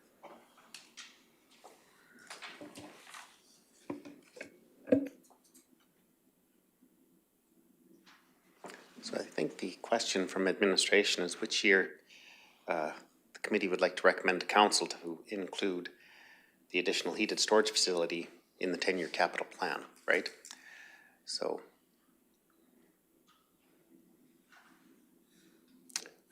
Mr. Hanson.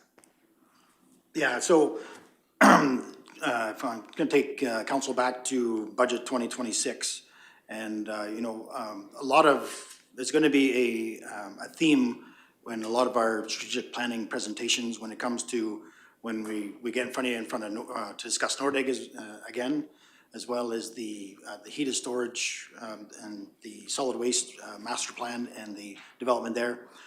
Council didn't really have a good opportunity to review those projects in depth, and that's really what we want to spend that time with you to discuss over the course of this year, because a lot of those projects were deferred from 2026 to 2027. Fiscal responsibility, the familiarity that you guys were needing to get with the programs, which was a great thing to do. And but that will be the trend with a lot of our discussion over the next couple of months to say if this is something that is important, what we would do is try to flesh that out even more. So, or if there was an additional information that was required about the heated storage facility. I've had numerous different numbers about the cost per square foot of a building, so it's really hard to nail down what exactly that would be. But the high level estimates are, I'm going to say, on the high end of conservative, because there's nothing worse than coming back and under budgeting and having a budget adjustment in the future. That's not good practice. But that, like I said, if you require more information about the heated storage, or if it's something that you just say, you know what, we will discuss this at budget 2027, and that's the direction enough for us at this time.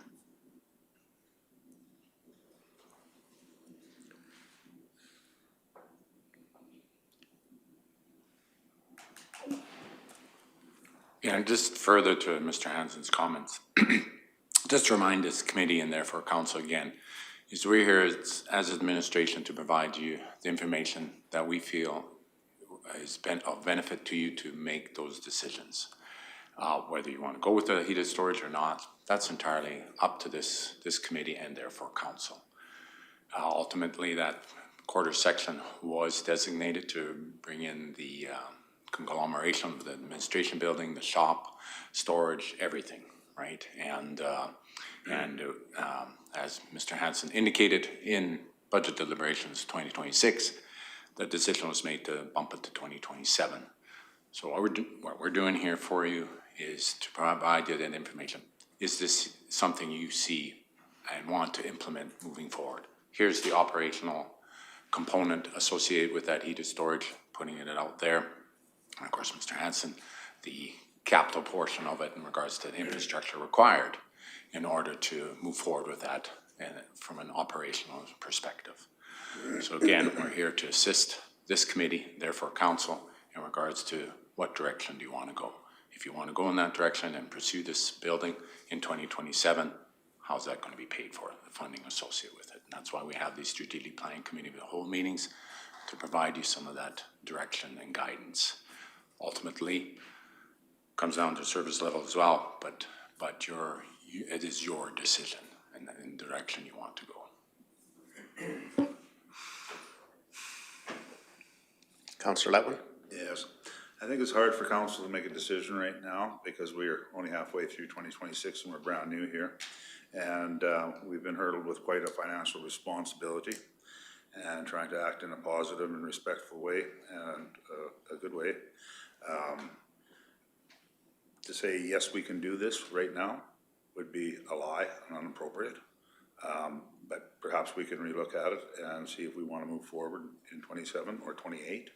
And once we get broadband looked after and a few other situations and our debt caught up and be in a positive financial position, we can definitely look at it then. That's just my feelings on it. Thank you. Councillor Powell? Thank you, Councillor Letwin. Councillor Powell, go ahead. So would it be fair to say that it should be at a discussion then coming in December at budget? It doesn't, I don't think you're locking anything into it, but is it something that council feels should be part of the discussion? There's so many priorities. Mr. Emmons, go ahead. Thank you. If I may make a suggestion, typically council, as you had kind of a flavor already, is so inundated with budget at budget time. If these conversations don't happen utilizing strategic planning through the year, it'll really overwhelm council in the few days you have to deal with budget itself. If I could make a polite suggestion to the committee, therefore council, if there's any information that would help council at this time, administration would be glad to serve.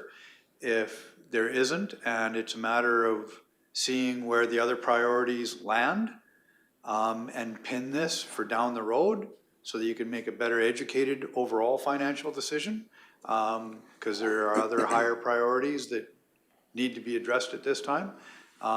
Those would be all great conversations to have. And again, you know, in the past, councils in the past have even bumped it up. It doesn't get lost as a project, but it doesn't have to be dealt with in that that budget year as well. Thank you, CAO Emmons. Councillor McCulley. Thank you, CAO Emmons, for your comments. I think that's where I was going with this. I think we should maybe table this for down the road when we have a better picture of all the priorities that we're looking at for budget, and then bring it up again and see if this is a priority that we're gonna take on and tackle.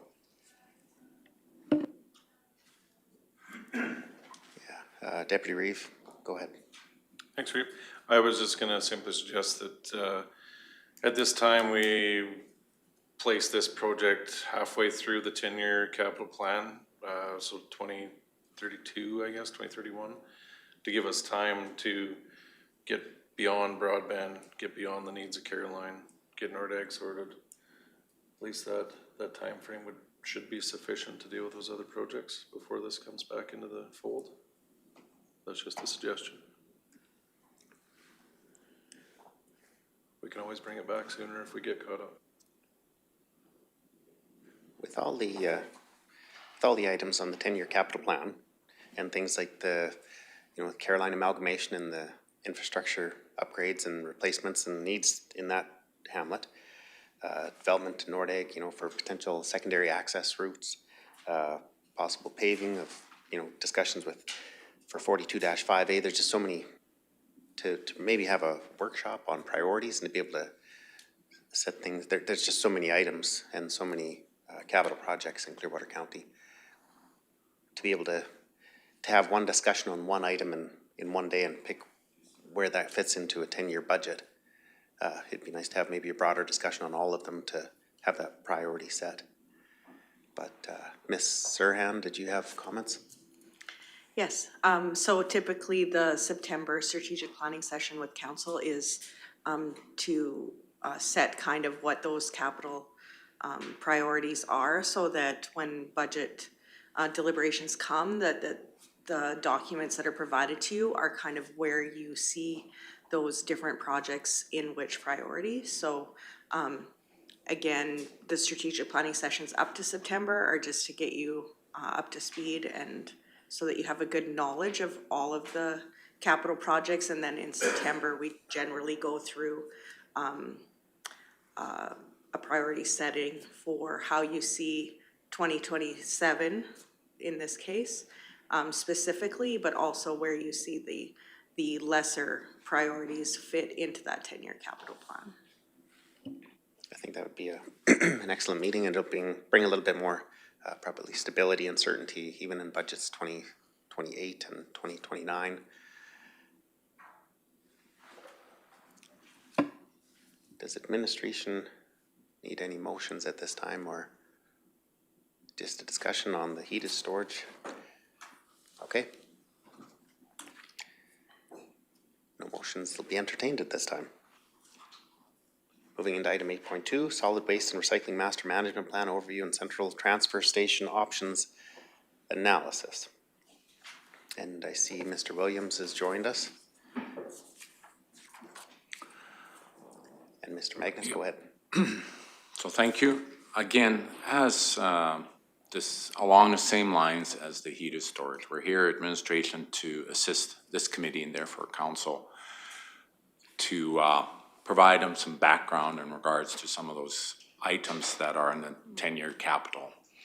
And again, to further emphasize Ms. Serhan's comments, we're here to help you, not to overwhelm you.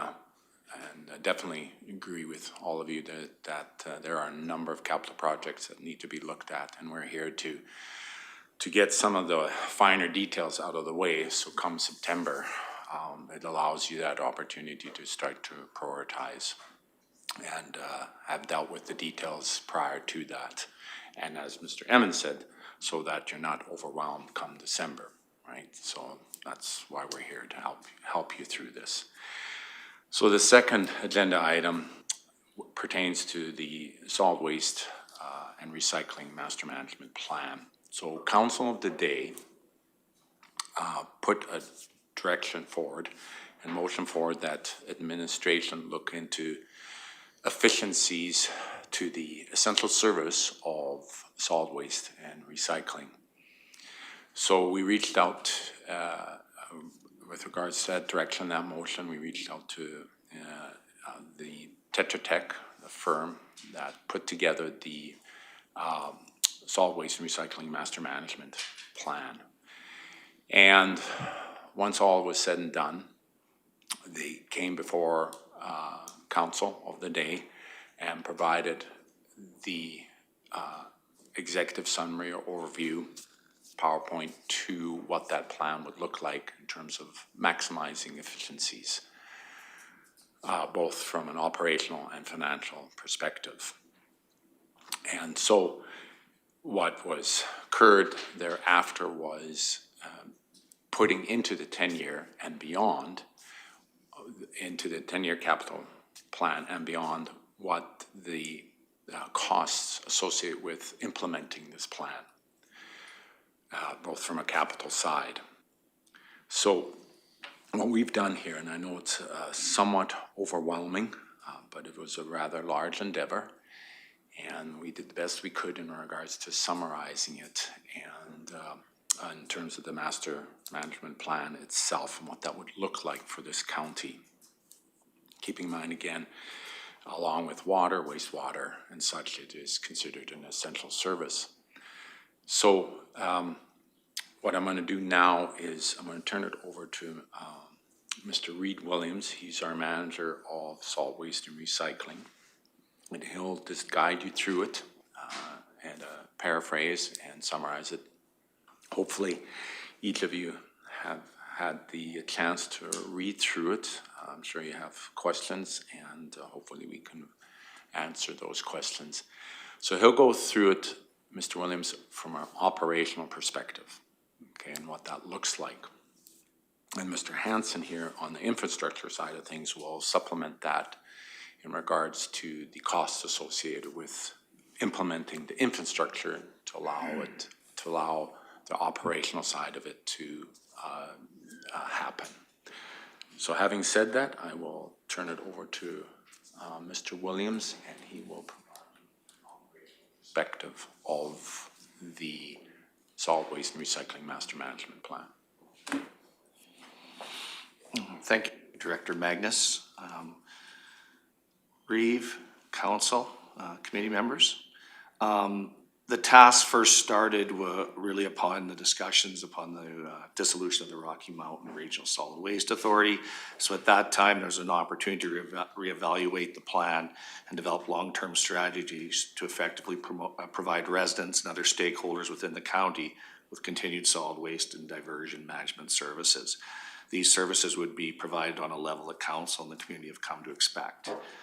So as per Mr. Magnus earlier, council in the 2022 capital budget, administration was tasked with going through assessing, researching, and we came up and retained Tetra Tech Canada to provide us with a solid waste master plan to look at the next 30 years and integrate solid waste and recycling into the county's operation in that time period.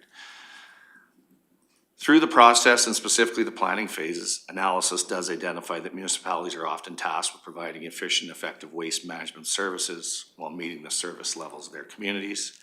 When it comes to waste and waste diversion planning, one size does not fit all, and the county has unique considerations to weigh when envisioning the future. So that's how we got there. So the solid waste plan itself was finalized March 2023, and it's available online and connected. With preliminary cost estimates included and made available for budget purposes and provided in December 2022. The project identified strategies to optimize the county's waste management system, manage future costs, and assess potential facility and service upgrades, expansions, or consolidations. The plan was intended to provide the community with a comprehensive waste services operation for residential and business community and to be adaptable with any changes. The project itself with Tetra Tech and Clearwater County was completed in 2 phases. Phase 1 was review and assess the existing solid waste management system. Phase 2 is prepare the solid waste plan. So in paraphrasing from the solid waste plan, basically phase 1, the process involved defining the project scope, reviewing the existing solid waste system, considering the dissolution of the Rocky Regional Solid Waste Authority, develop a public survey, which was in conjunction with our communications group, and to engage the public. So the key issues identified through that phase 1 study, site visits, SWOT analysis, can be grouped into the following categories. We're faced with aging infrastructure, some operational inefficiencies, potential financial risk, service levels, municipal developments for future, and affordable solid waste services. Phase 2 is the plan itself. Noted that the results of effective planning is noticed over time, as incremental changes will assist in producing the desired results for the community. So the key discussion points moving forward relate to the service levels, changing municipal developments and strategies to provide affordable solid waste services. We'll just key in a few of the key strategies. There was 9 that they identified. So just to briefly, just again to look at the transfer station improvements, to optimize the waste transfer station network over time, touched on residential and commercial collection, Clearwater Regional landfill planning, continuous improvement strategies, waste diversion and reduction strategies, education and public outreach, entertaining some alternative alternative technology strategies, and of course regulatory compliance. These strategies are key components of the plan and are incorporated to address the long-term viability of the system. The provision of capital investment is required to address the issues related to aged infrastructure, develop new facilities, and to help implement the operational efficiencies. Tetra Tech went on then to discuss just the implementation strategies, and they were highlighted that the implementation of the transfer station may occur over a period of years. The plan the plan outlines short-term, medium-term, and long-term implementation timelines. And this was an important component of the solid waste plan is flexibility, most specifically as it relates to capital budget and financial planning is required. That was a request of council and administration, knowing that there's some large capital items to do these things. The higher capital costs discussed are due to the development of future waste facilities. The strategies highlighted below and the proposed term and the estimate of the major capital requirements as it relates to the proposed facility level is outlined here below. So we'll start off, just a short-term strategy, 1 to 5 years was discussed. So the major development in that case would be to look at a proposed permanent centrally located transfer station to provide access for residents in that area. The solid waste plan identifies this proposed facility as a level 1 facility with the estimated capital costs of approximately $8.9 million. Level 1, just for anybody's interest quickly, is just where you have it's your main hub transfer station. It's typically open more hours, a little larger, handles a little bit more waste, has a scale potentially, and consolidates some waste products from your other facilities. Okay, so it's kind of derived as a more dominant transfer station. Mr. Williams? Yeah. I do see a Councillor Humphrey has a comment or question at this time, if that's all right. Yeah, for sure. So, and our centrally located transfer station, is that the one on the Rocky North? Is that what we're calling that, as a centrally located transfer station? That's correct. So it's where it needs to be. It's just not built to what it needs to be at this time. Correct? That's Councillor Humphreys. Okay. I just was wondering if we were looking at a different site, because I'm not a big proponent of building new sites every time we turn around. So that's good. It's in the right spot, just not complete. The medium-term strategy, the 5 to 15 years, again, this was some discussions with this, but it suggests that the development of an East Central, a level 2 type of transfer station, would replace potentially Leslieville and Crossroads sites, and a Southeast level 2 transfer station would replace Caroline and Craven sites. Okay, so basically you see a consolidation there. And those two sites, again, we're looking long-term, 5 to 15 years with aged infrastructure. What does that look like? The estimated capital cost for consolidating these two facilities is approximately $7.6 million. Okay, obviously with the amalgamation of Caroline and they're back into the fold, was prudent to entertain that at the time. Mr. Williams? Councillor Humphrey has another comment or question. I got another question for you. Yeah, for sure. So now the proposed East Central Level 2 transfer station and a Southeast Level 2 transfer station, would these be at one of the existing locations, or were those proposed to be somewhere else? A great question, Councillor Humphrey. There could be a discussion on, for instance, I'll take the Leslieville area. Would potential consolidation of a Leslieville transfer station and a Crossroads transfer station potentially be in another location? Possibly. Could it be undertaken that someone from Crossroads would go to the existing Leslieville transfer station? Should it be expanded, or should it be created in a larger footprint through expansion in the future? That would be some of the discussions for council and for the 10-year plan as we go forward. Because when I went through and looked at this earlier, the numbers didn't add up for this cost savings for the Leslieville Crossroad sites.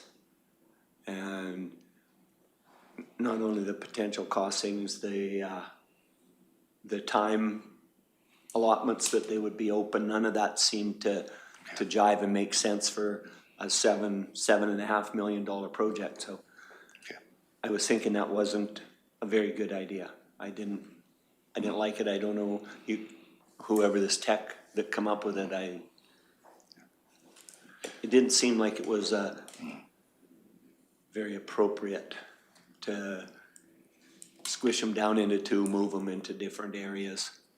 And you've got a lot of the northern, especially in that area, a lot of the northern community then has to go even further out of their way, so. And I was looking numbers, and they weren't adding up, some of the numbers they had for savings. Yeah, just, Okay. we'll get into that, but as we go, thank you. Absolutely, then those are great questions. And I think the intent was to create efficiencies. That was part of the task. And you look at a full network, so once it's completed, what could potentially be the savings, okay, in terms of transportation, in terms of, maybe higher weighted payloads and things that we'll touch upon in here. But those were kind of the premise of that. The capital, there was a series of times when the capital was first put forward, and obviously every year there's been some adjustments to try to keep as current as possible. And this was from the solid waste plan itself. We, by all means, know that there have to be some consideration to remove someone's transfer station or move it farther. There would be some people would be faced. The goal of the exercise was no one would travel more than 20K, okay?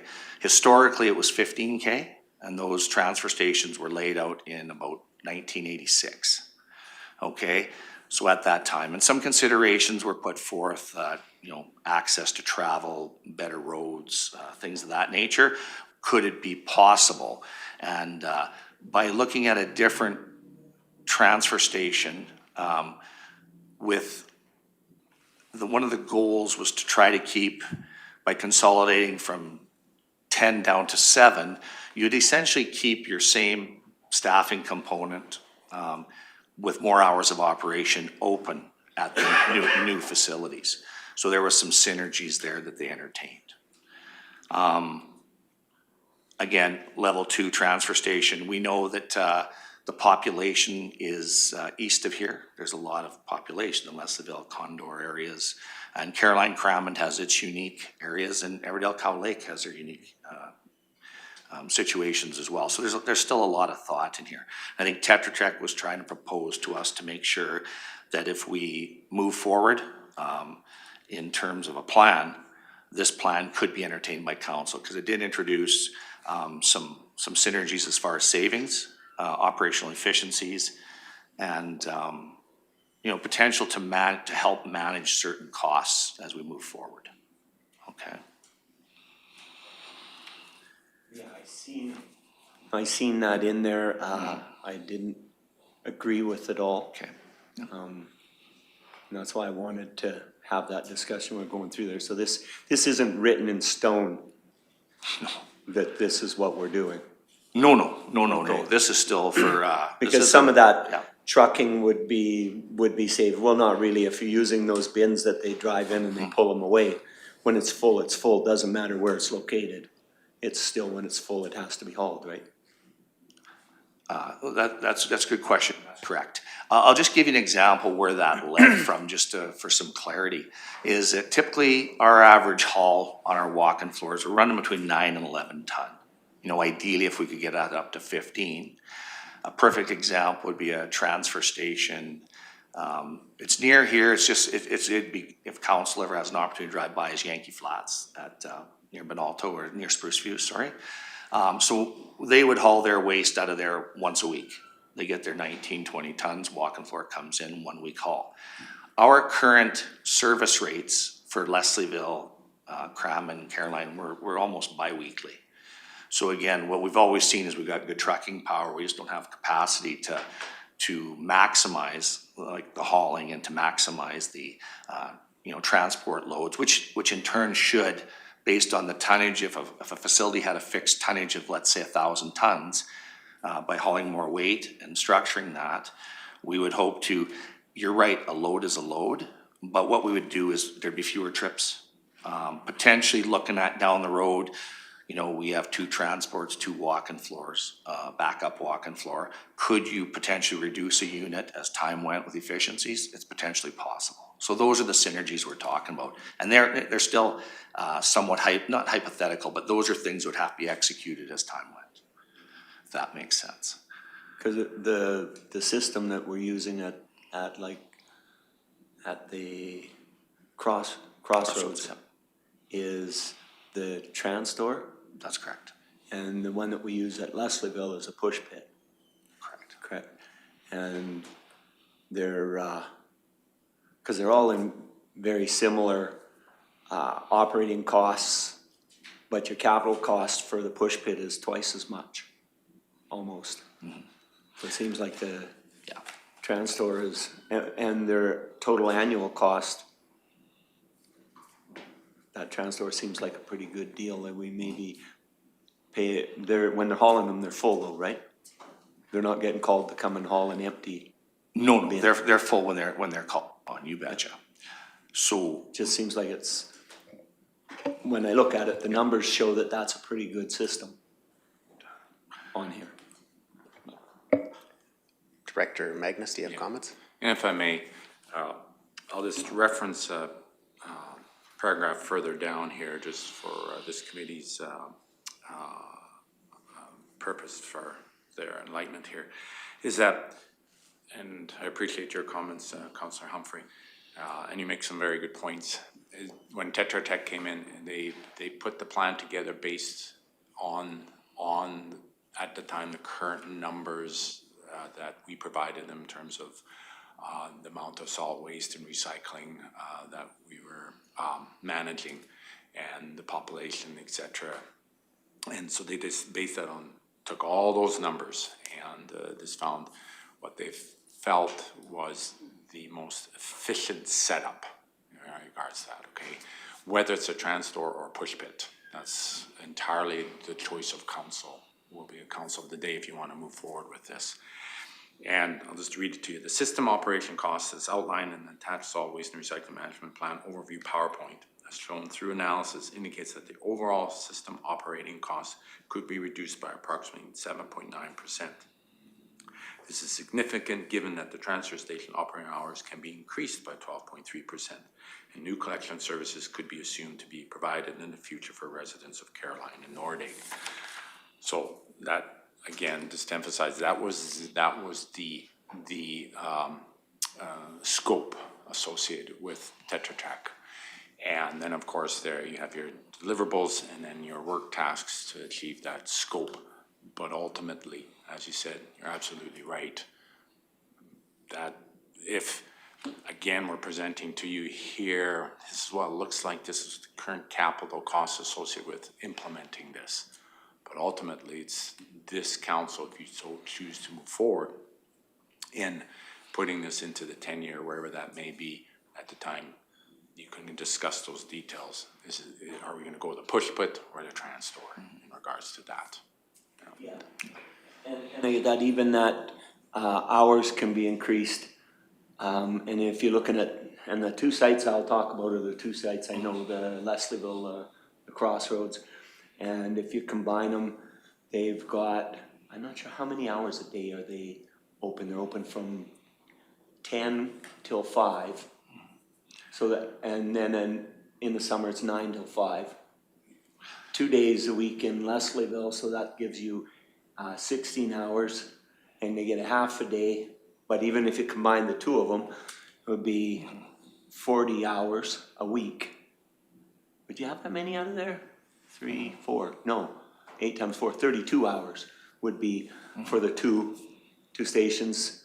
And if you took 12% of that, you wouldn't have 4 hours increase in time. And the way it is now, as opposed to spending $8 million to build one new site, we'd have the two, and all we're talking about is 4 hours of extra open time by that 12.3%. It seems to me it would be better to leave it there. If people from Leslieville want to go on an extra day, they go to Crossroads, and if Crossroads people want to need an extra day, they go to Leslieville. They make that choice then, but it gives the people in the communities a choice instead of just hammering it down saying, hey, we're going to do it someplace else. And then the costs, system operating costs, 7.9%. I'm not sure if I remember what that worked out to be for cost savings, but,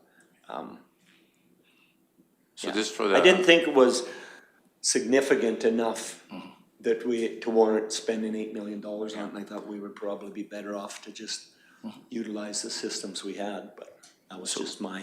Councillor Humphrey, just on clarification on your side, can you point us out where you're seeing the 8 million or the 7 million? Yeah, up here, my bad, 7.6. On medium-term strategy. Yeah, that's a Yeah, great and question. that's overall, that's not just for one site. Okay, so Just it to would make be. clear on that, because if you're thinking just one site, like say for example. But I'm the, thinking I'm just bringing it down to that Right. one site, the Yeah. 2 sites I'm talking about, but the other 2, that'd still be cost Yeah, so you're $3.5 to $4 incorporating. million, Yeah, but I because was the one looking site. at probably want to leave all 4 of them alone Yeah. and not Just, start just to be making residents clear, have to travel, give them an option for that little bit of cost savings, but a big cost savings in our 7.6 million that we'd be spending to relocate. I'm not always a big proponent of taking something that's working and piling it into something bigger and better when it's maybe not always bigger and better. Just my thoughts. Yeah, very valid. Again, ultimately, that comes down to the council's decision and the way they want to move forward in regards to level of service. That's entirely your decision. Exactly. No. No, thanks. This is what strategic planning is for. It's really, this is the opportunity for the committee and council to get familiar with Clearwater County solid waste and recycling management. Councillor Letwin. Is there any plans drawn up, how many acres we're gonna need for the new site and possible growth for the future? What type of design? Again, you've got 3 different proposals here for designs. Is there any engineering or like blueprints done up?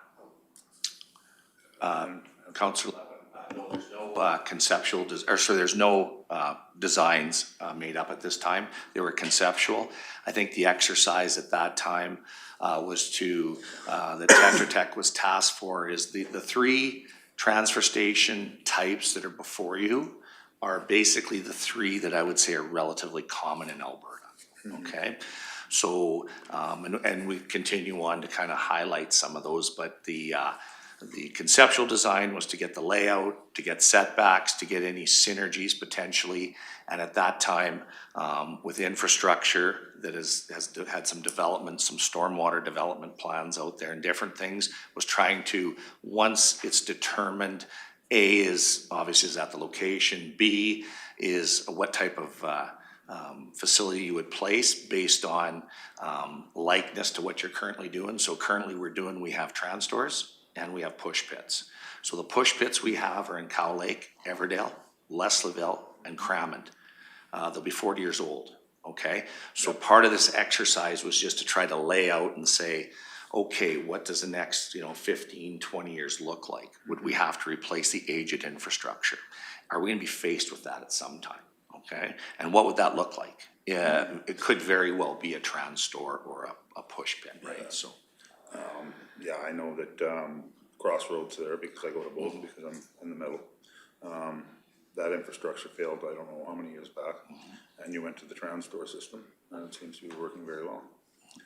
But I was concerned about the size to make sure that it's big enough if person does move forward, because the volume of garbage is coming through there.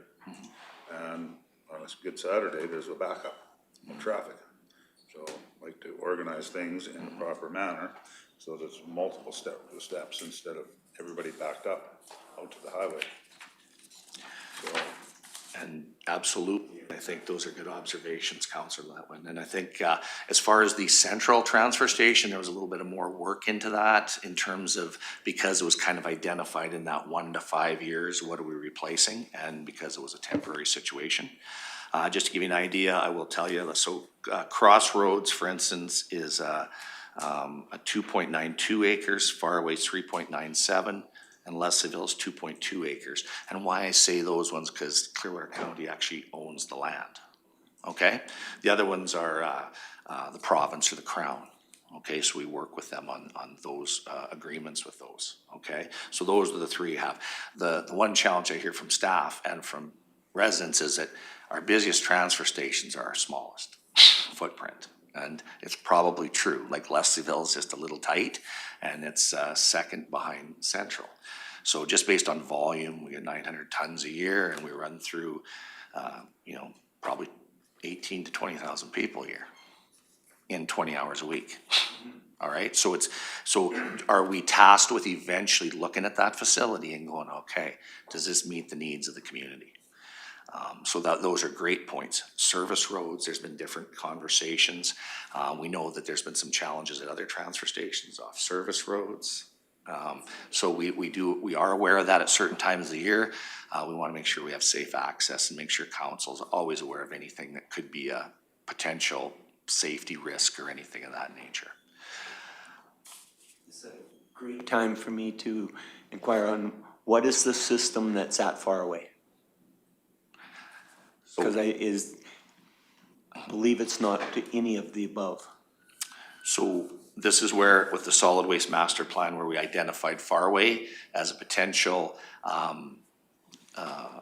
push pit. It was a pre-engineered, prefab one that was common, same as Crossroads and the same as Nordic, okay?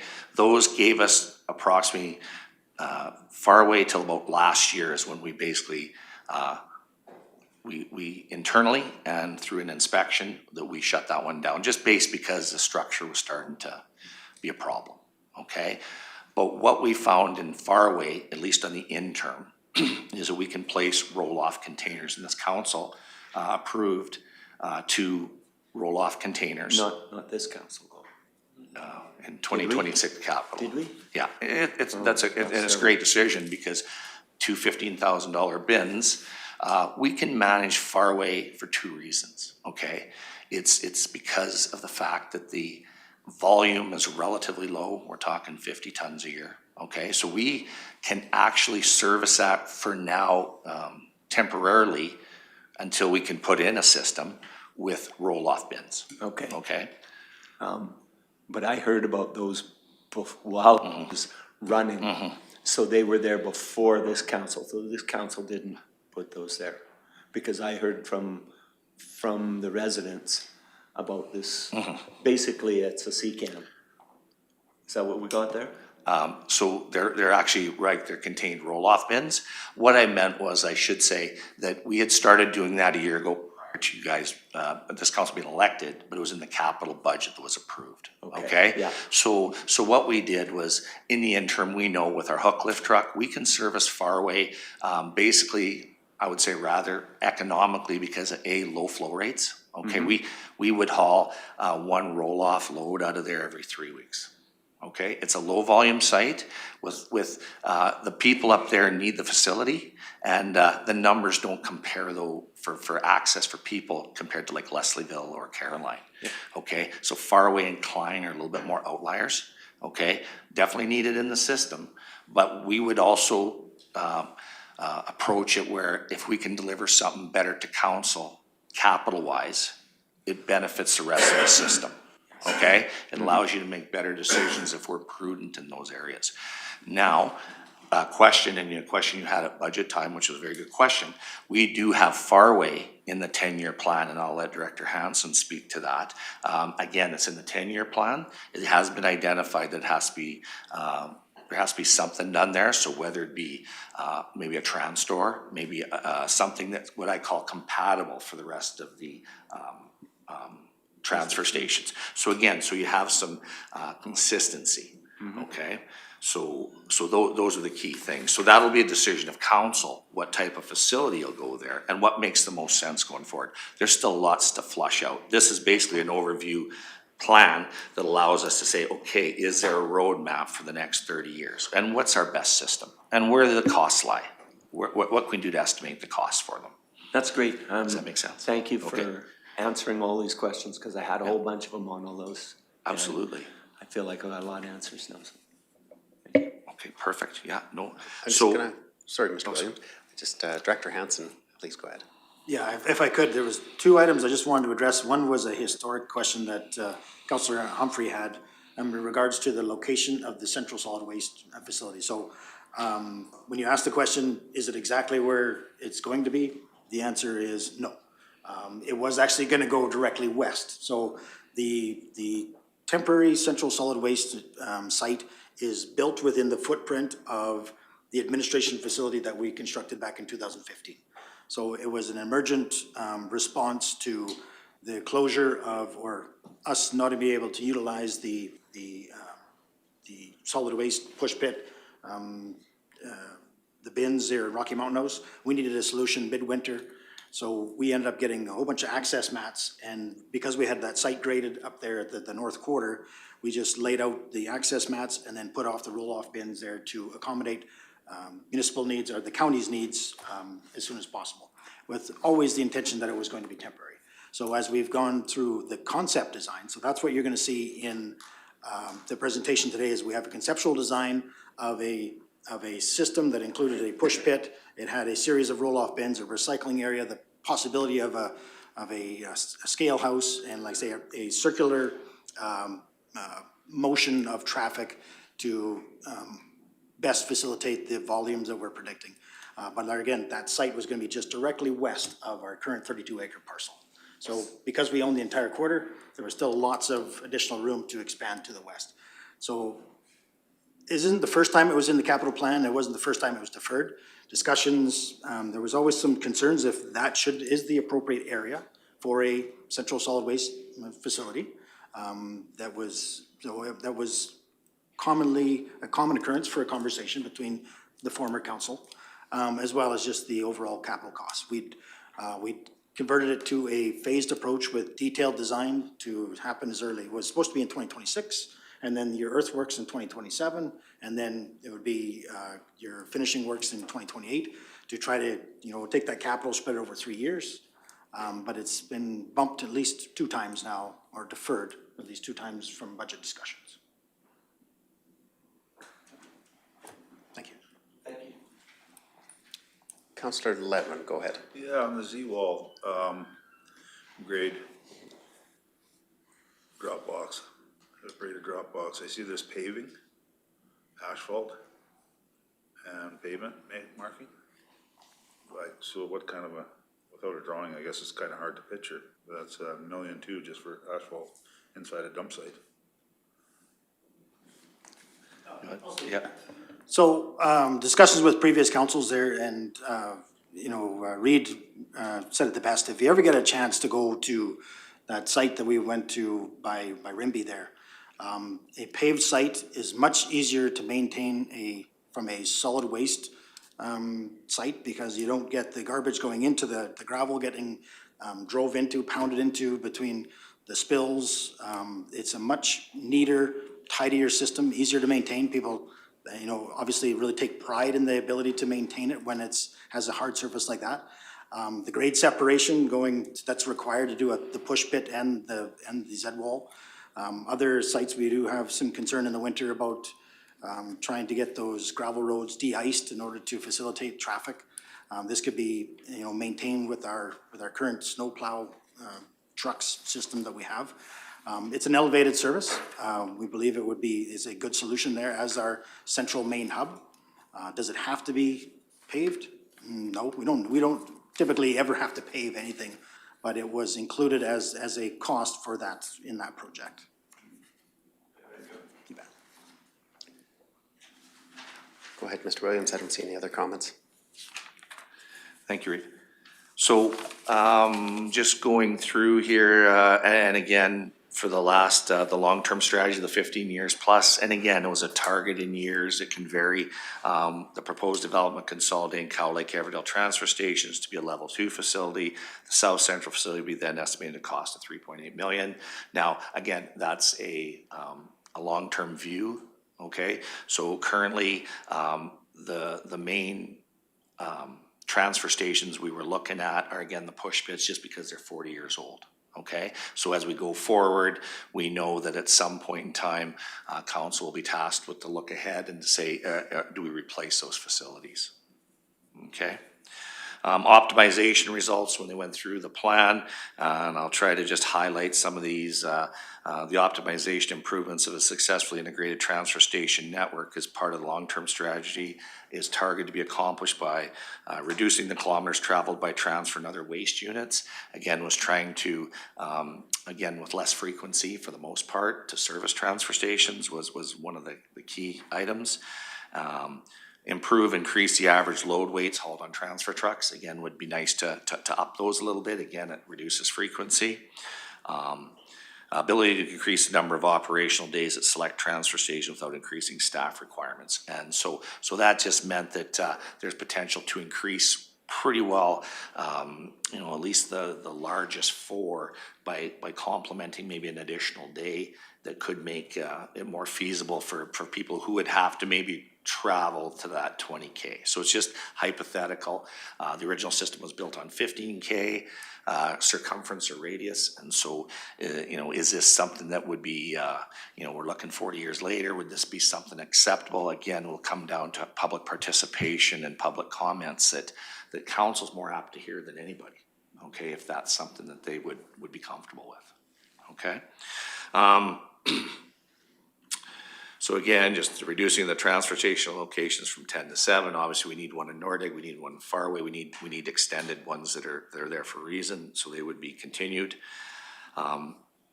Director Magnus went over the system operation costs outlined there in the PowerPoint, which we'll get to. As with any other system constructed and operated, Tetra Tech was cognizant just the generation of funding and revenue is another important component to acknowledge in the overall development of the plan. So one of the largest single revenue sources is the landfill disposal fees, as we've talked about that in our rate planning and things in prior council strategic planning. So identified in phase 1 of the baseline report, there was financial risk of revenue loss should current landfill customers find other options. That's always a risk. The other part of it is it will be reviewed more in the Clearwater strategic planning, or sort of the strategy for which is Clearwater regional landfill planning. So that's part of pricing and everything. The PowerPoint, once we go through that figure had landfill revenue sensitivity, and it was an example that Tetra Tech used, and it was used for the last council that would enable them to get an understanding of the impacts. So for instance, reduced revenue may impact the system through the county tax base. That table shows both revenues, or both scenarios of revenues dropping 50% or an increase in revenues of 50%. A drop of 50% in revenues adds approximately $500,000 annual tax funding to the system. An increase in revenue of 50% would reduce the tax base burden by approximately $500,000. So it's kind of a relationship where you're trying to get the price at the gate to ensure that you're getting the volume you require without strategically pricing yourself out, because waste does move if there's cheaper ways to move it. In summary, so the solid waste plan, just in summary, it was evident that aging infrastructure will be required to be replaced at some point, and the key priorities identified included the financial stability, waste diversion, and determining the appropriate level of service, and improving operational efficiencies. The next task we had with Tetra Tech was to, because it fell within the 1 to 5 year, like typically the short-term strategy was then tasked to prepare conceptual designs and evaluate transfer station operations or options for a permanent central site. This facility was identified earlier in the solid waste plan. The objective was to provide concepts that would meet the definition of a level 1 facility. Okay, so that's the level 1 facility or the hub. So we say it's like a hub and spoke facility.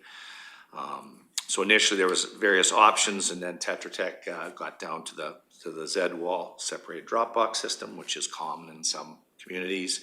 The Transstore bin system, Alberta-based company, so there's Transstores are in Alberta. The Transstore bin system then would have to accompany a Z-wall system. And the reason is because Transstores can only take really soft waste. That's one of the challenges you have. So in other words, The Z wall allows you to put your bulky items, if you had a couch or a piece of metal or those types of things, okay? So those don't go in the trans store. So that's one disadvantage of the trans store. There's only so much capacity. Ours are 50 cubic yards, there's not much compaction. So they fill very quickly if you were putting bulky or other items in there. Okay, so the Z wall accommodates that trans store to give you a full system in the event that you may want to segregate some bins where there may be a directive, and this may be future, where you recycle maybe your shingles, maybe your drywall, maybe your other things that you can actually segregate in loads that make it more manageable if you're going to recycle in the future. Okay. Push pit system, again, we had the push pit system. It did incorporate a Z wall. Again, you can phase in the size of the Z wall system. The Z wall just allows residents to throw down. Okay, so they can throw down as opposed to trying to put it into a can that's on the surface level. Okay, they're able to kind of place it where it falls into the can. This also, allows, again, through push pit, it's not as crucial, obviously, as it would a trans store, but the Z wall in this case was because it was a hub site that it was, at least have the ability to add and to build off it just in terms of certain types of waste that may be segregated from ag green bags to whatever. Okay, there's always some segregation. It just seems like there's more and more of that as we go forward. Okay. So those conceptual designs were laid out and prepared in section 4 of the report. Again, there were some different pricing strategies. If you added a scale, is that necessary? Do we weigh out salt trucks? Do we weigh out, does Clearwater County, aware of their scales? We have a scale to landfill, okay, which is required. But would you ever require one there to measure weights, waste that goes in and out of that facility for whatever reason? You may have another municipality join you at some time in the future. You may, there's a lot of, in 40 years, you could have a lot of things change, okay?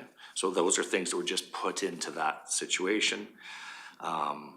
Asphalt paving, nice to have, but again, it's not as Director Hansen indicated, it's not necessarily a priority. Financial analysis that was provided in the capital operating and annual cost project over a 30-year life cycle cost. So in previous councils, our discussion was we tried to hit on the life cycle cost. So again, there's cost of capital, there's operational cost, and what does that look like as in a 30-year target? Okay, so table E1 in the plan summarize as a summary of these costs. So if you look at that brief description, we have a Z wall trans store push pit. The annual capacity of 1,500 tons is a target. We're not there right now. We're about 1,200 at Central. It was projected that we could handle 1,500 in the future. The capital cost, as indicated by Councillor Humphrey, which is a good point, is so the capital cost for the Z wall, trans store, and push pit, as you can see, there's a variance. The Z wall is approximately half the capital cost. Push pit was the highest at 8.1 million, also acknowledging that there was a partial Z wall into that build. The annual amortized capital cost then therefore would be over 30 years. You look at the Z wall 315, which is lower, higher is push pit 638. So again, because the construction, the steel construction, additional concrete, those type of facilities are costlier, okay, to build on capital. The annual operating cost, as you carry that through, was highlighted by Tetra Tech, and they went through the operational numbers that Clearwater County had.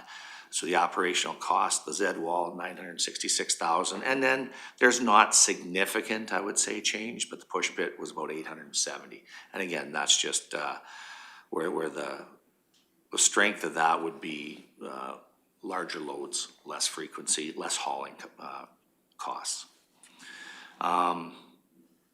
So again, the total annual costs, push pit 1.5, Z wall 1.3, and the trans store 1.29. So that's a little bit the lower one. And there's greater detail on the attachment 6.0, the financial analysis, which was included in this package just for ease of review. So in conclusion, the 3 transfer station design options presented are feasible for the county to plan and develop. So again, that would be the direction of council. In terms of selecting the best option that best addresses the county's needs, it was identified considerations are as follows. Cost, of course, initial operation life cycle costs are important. The fit and the compatibility with the existing system, important. Level of service and ease of use by residents. Okay, that was one that was highlighted in the survey that was put out. The survey indicated those were important comments for residents. Ease of use and access. 4, of course, regulatory compliance, and then 5, operational efficiencies. Again, there's just some discussion from a cost perspective, which ones are higher, lower capital as we go. We've seen that in the numbers. One of the things with Pushpit that came up offers the flexibility to efficiently transfer waste a greater distance. And why that was just in the tail ends of the last council was discussed was because there's one thing is, as council, you guys will be asked about future waste energy. Can you guys bring your waste? Can you commit your waste to these facilities? And though you will be, at some point you will be asked those things. So in administration, we've often discussed that we want to have those answers to see if it makes economic sense. Okay, because that could very well be happen. And the likelihood of that happening in the next probably 30 years is probably something that is possible. Okay, so again, we weren't building a facility for 5 years. We're trying to look at the next, well, potentially 40. If we're replacing the transfer stations that we have today that are 40 years old, we hope we can at least get another 40 from the ones we'd ever build if that was council's direction. Okay.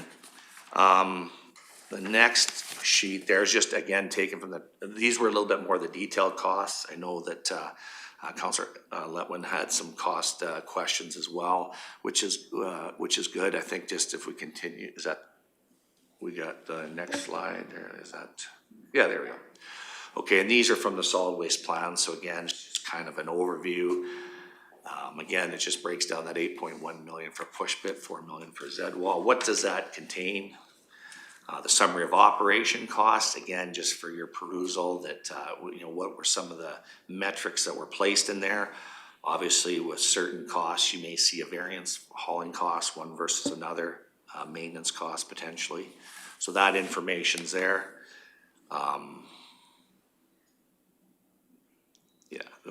One more back. Sorry, Jenna. Yeah, there. Okay. So again, the annual cost 6.3. Again, they just broke that out on capacity. Just had an annual operating cost. Again, in the notes, it excludes capital. But so if you want to put it on a per ton basis, sometimes people do. It's sometimes easier to understand and track. And the Z-Wall, they had a cost indicator of 657 a ton for that facility. Transstore 602, Pushpit 580, and those are operational costs. And obviously, capital wasn't considered. So if you look at table 6.4, just the overview of a 30-year capital, I mean, the numbers are, they are large. So the Z-Wall, 30-year cost, 35 million over time, capital cost, 30 years sustaining capital and maintenance costs, and 30 years operation costs. Transstore, 33 million, Pushpit, 36. Okay, so those are some of the costs that would be incurred at that transfer station. Obviously, there's some notes on life cycle costs, how they interpret that Tetra Tech, but those are some of the ones that we use off long-term budgeting just to try to get an idea. Moving through, those are just the breakdowns of the estimates provided by, in case there was more detail required later on. We can go back to these numbers. So the Z-Wall, Transstore, and Pushpit are in those numbers. So again, we will look at those in the future. As we go, continue, we go. Now there's the drawing that if, just to give you a conceptual look at the, that's the general site overview. So if you see it right now as it exists today, as Director Hansen was discussing about the traffic flow, the recycle area, facility, in and out. That's your north quarter, where there's a layout that was, again, just conceptual. Not a lot of detail in it. The next was basically the layout. Option 1 was the push pit. So that gives you an idea of what exactly the layout conceptually could be. Again, in terms of size, I may have to, Director Hansen may be able to quantify that.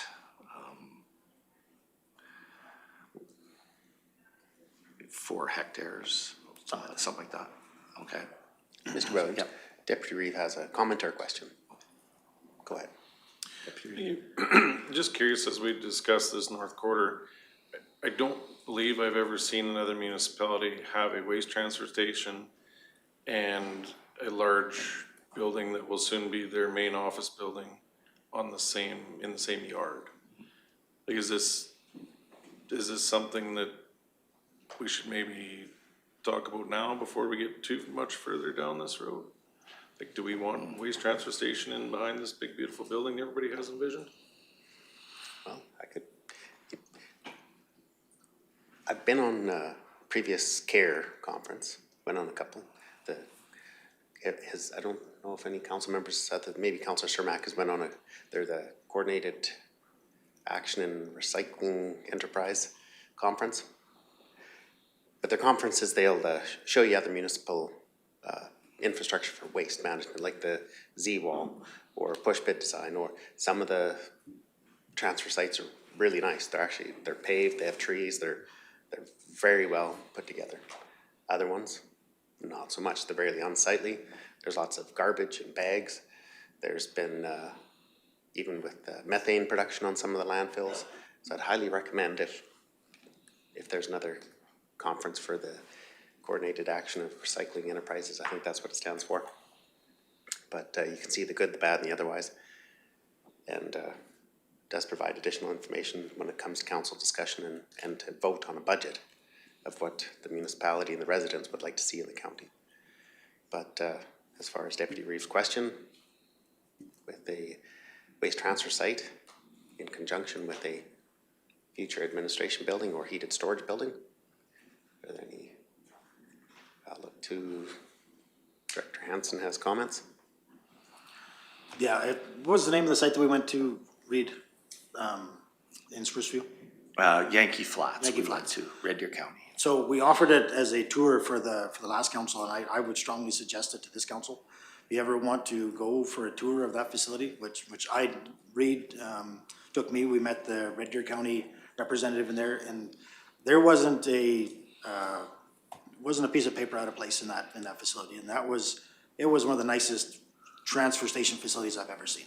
And again, it was a push pit, so it has a closable door, so all the domestic garbage gets dealt with on the tipping floor in a building. The bins were very well organized, and with good operational practice, I think it can be done well. There again, I just wanted to allude to that concept drawing actually shows that site right on top of the 32 acres that we currently have graded. I would, there again, suggest that it goes directly west. And so it would be directly adjacent, but there would be of course, a chain link fence separation in between that site and the solid waste site. But there again, it's up to council's preference about the timeline of such a development. Currently, we work out of off the access mats with the bins laid at grade. It is functioning today. We've made some improvements to the access mats. We actually brought in some finer granular material to fill in all the gaps and cracks to eliminate the ankle rolls and other small incidents that we had that have been reported. So that was an issue. But we are going to see some eventual degradation to those access mats. They're untreated. There again, when we first got them, we rented them because it was to be that temporary, and then we actually ended up purchasing those access mats. But there is going to be a lifespan to those, so they're not going to last forever, unfortunately, because they are untreated, and in order to provide that service to our community, it needs to be a hard surface for, especially in there. There was no way that we could even manage that with just a granular surface there. We would have been towing little Subarus around with loaders or skid steers, which wouldn't have been well. So the access mats have worked fantastic. Thank you, Director Hansen. Deputy Reeve, go ahead. Thank you, Director Hansen again. Just with regards to Yankee Flats, yeah, it is a beautiful facility. I've been by it many times, I've been in it. But their usage would be 10% of what this site would see. Like, this is gonna be our largest site, seeing 30,000 plus, right? Like, I just, yeah, it's nice because it's used very, very little, right?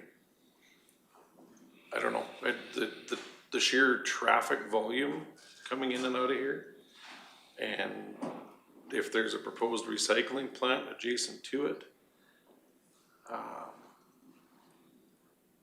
yeah,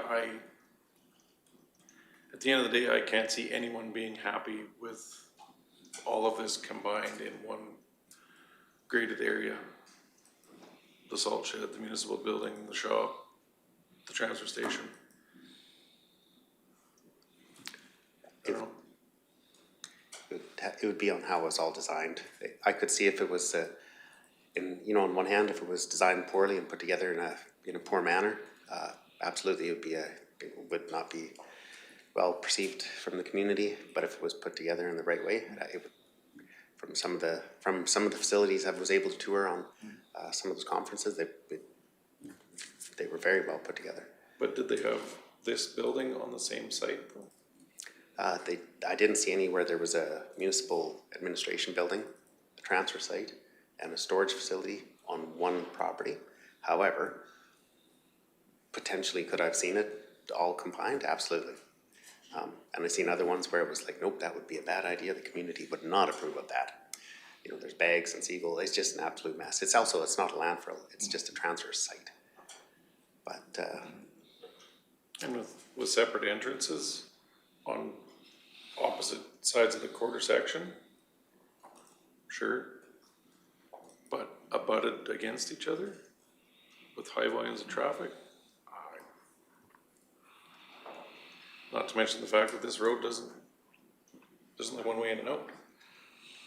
So we're having larger volumes of traffic going one way and coming out the same direction.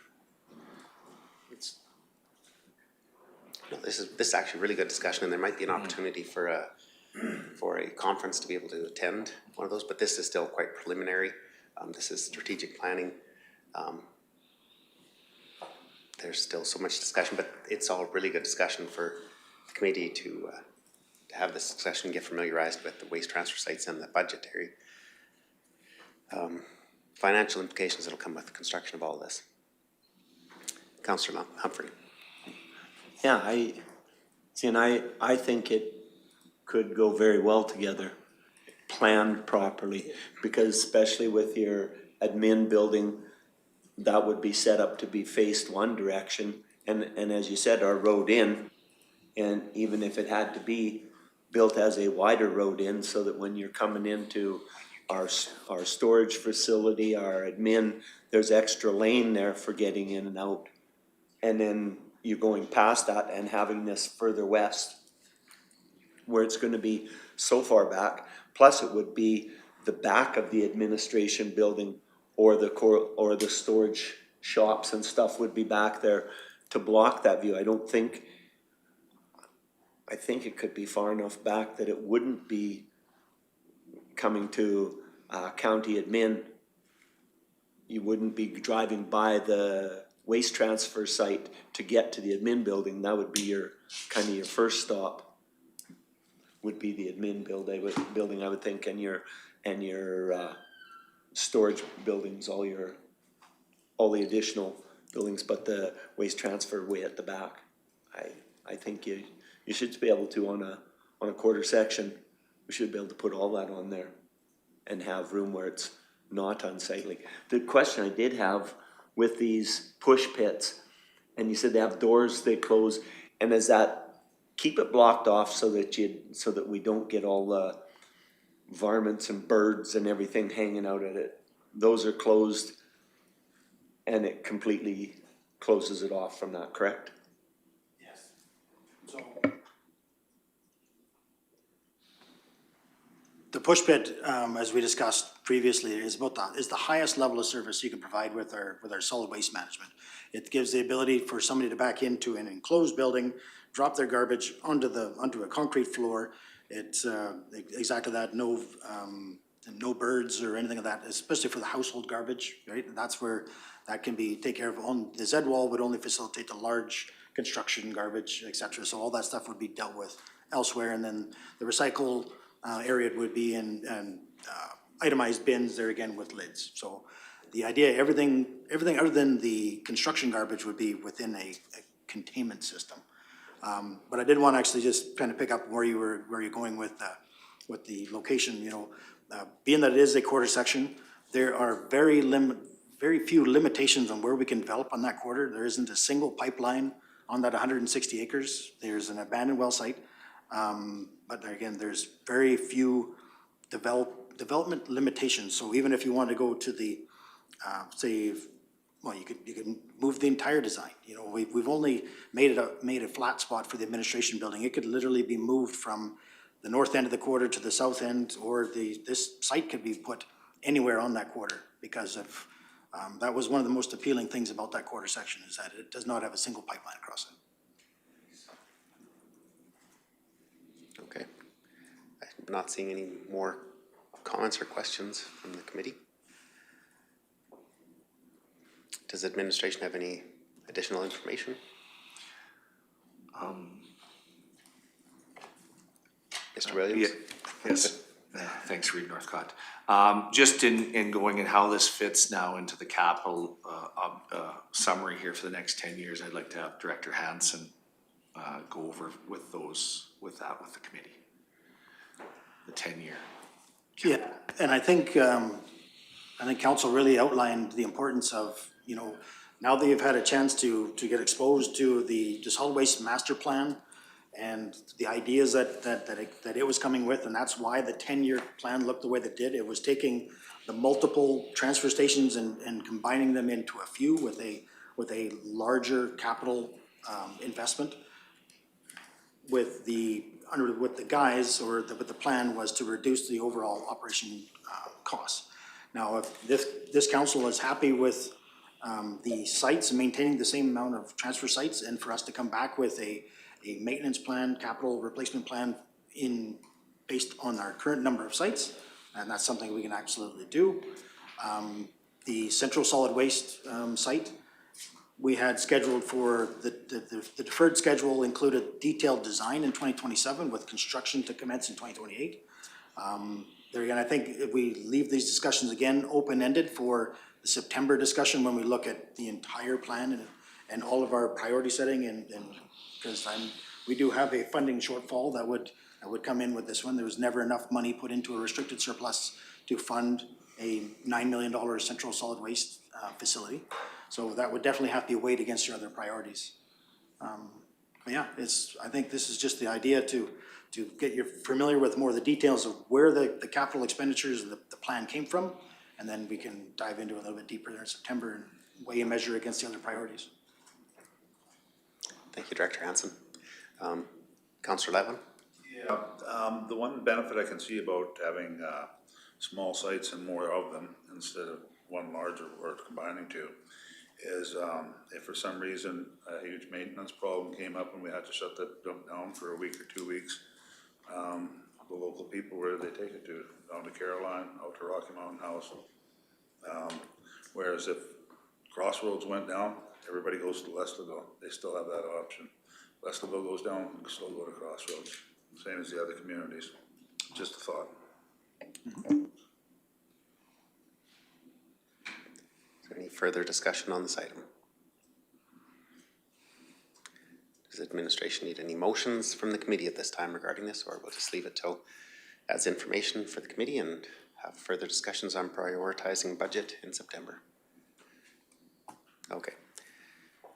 So that looks like that concludes the business for today's Strategic Planning Council Committee of the Whole agenda. Mr. Emmons, go ahead, please. Thank you, Northcott. Would you like to come back to the animal shelter and finalize that one? That is right. The animal bylaw, Okay, we'll go back to, 4.1? right. Ag and Community Services, well,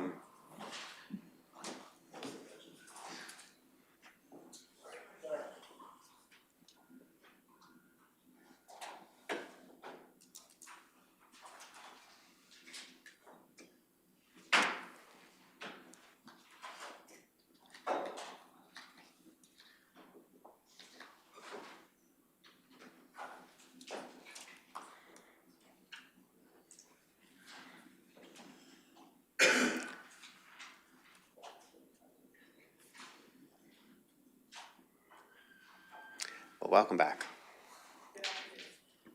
Whitney has the numbers here for our animal services expenses from the past couple of years. Sorry. So in 2025, the price, like per complaint, that's what you had asked for, would be $334. That's including our legal fees with our lawyer per complaint. And we had 77 complaints. The fines that were issued were only $1,750. It's really not a cost comparison with like the service level that we provide compared to the fines that we issue. Most of our issues are for impounded dogs. So those are like stray dogs or, well, we call them stray dogs. Sometimes they get claimed and sometimes they don't.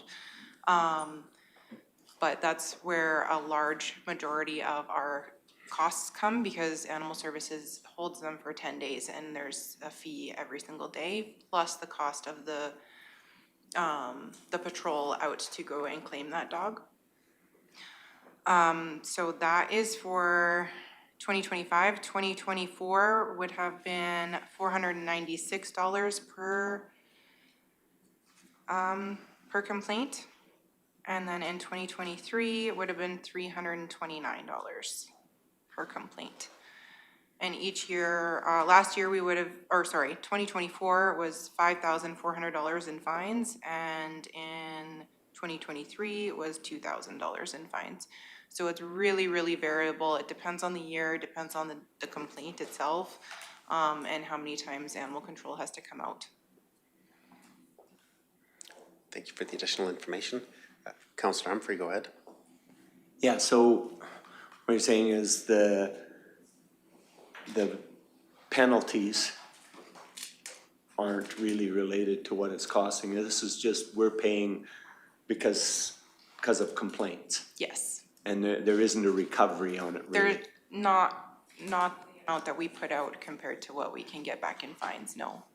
Yeah, and so my opinion on that is we should leave it alone. It's working, doing what it's doing with no change to the penalties. Okay. I don't know why we'd up it when it's not really doing anything. There hasn't been enough to warrant any changes as far as I'm concerned. If we've only had a $1,000 or a handful of actual charges, Yeah. really what are we accomplishing? I would say, because we got a first offense, a second offense, and a third, if it's a repeat offender, it will go up. If it's somebody calls and you get a ticket because your dog barked, I don't think you should be hit with a $500 fine for the first time your dog barked. So I would definitely like to leave it at option one, no change to the penalties. It's not broken, let's not fix it. Okay, thank you, Councillor Humphrey. Question for the appeal process. There's no current appeal process, right? If there's a fine or penalty issued? No, if they do want to fight the ticket, then they can go to court. So it's a provincial ticket that that Animal Services gives, and within our bylaw. So then they can go to court if they want to fight the ticket. I just wasn't sure. I remember from our delegation this morning, he had mentioned that for an appeal process, and I just was wondering if that has to be included. He's talking about the appeal process for the restricted dogs, and I need to look into that further. Okay. Okay. Thank you for the clarification on that. Deputy Reeve? The question, I think, is if we're receiving as many calls as we are, why are the fines so low? Is it that they're not issuing fines when they should be? Is it that they're not resolving the issue?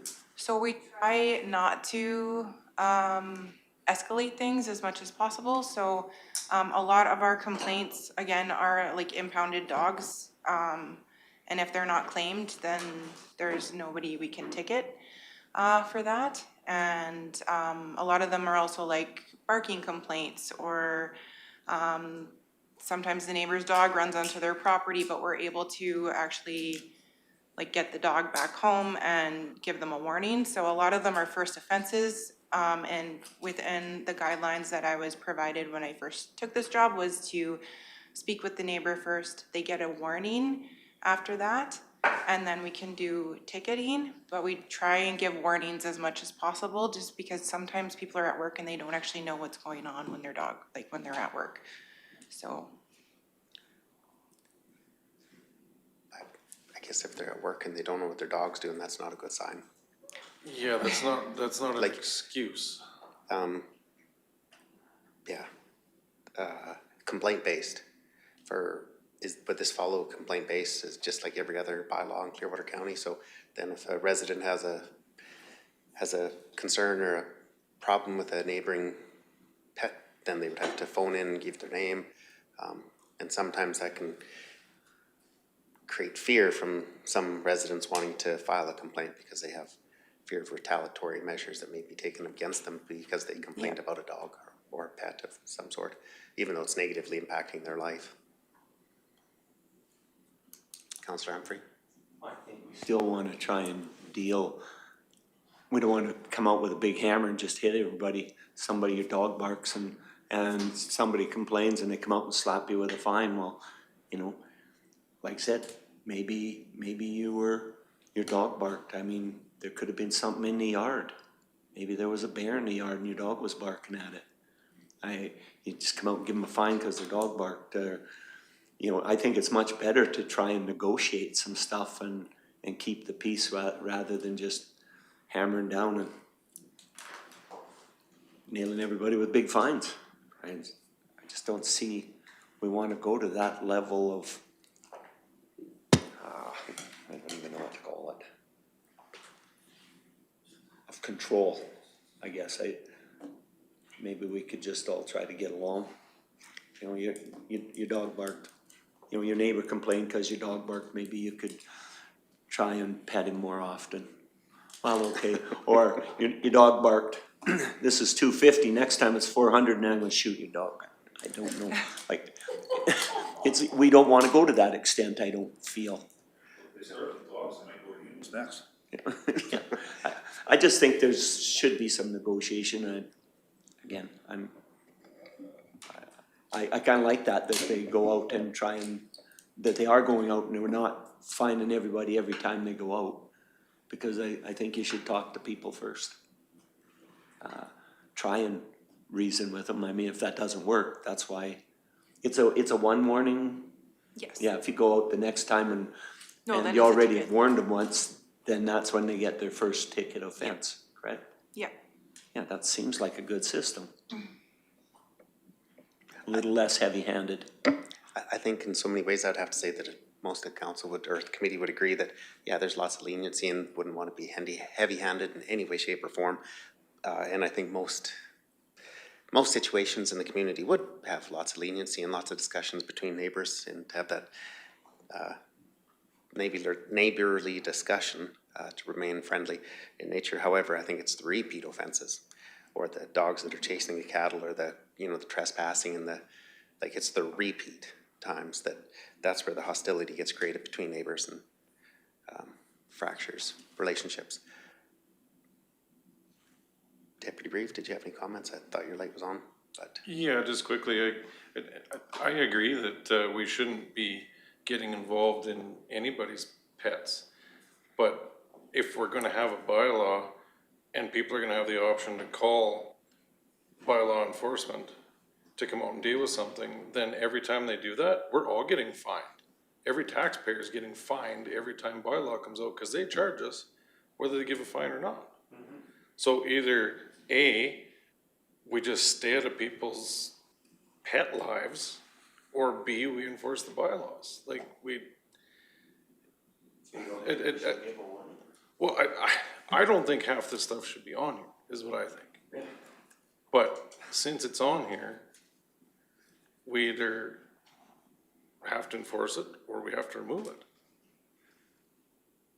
Like, to have bark as so disturb as a bylaw that's punishable by a fine in a rural county, it creates so many other issues.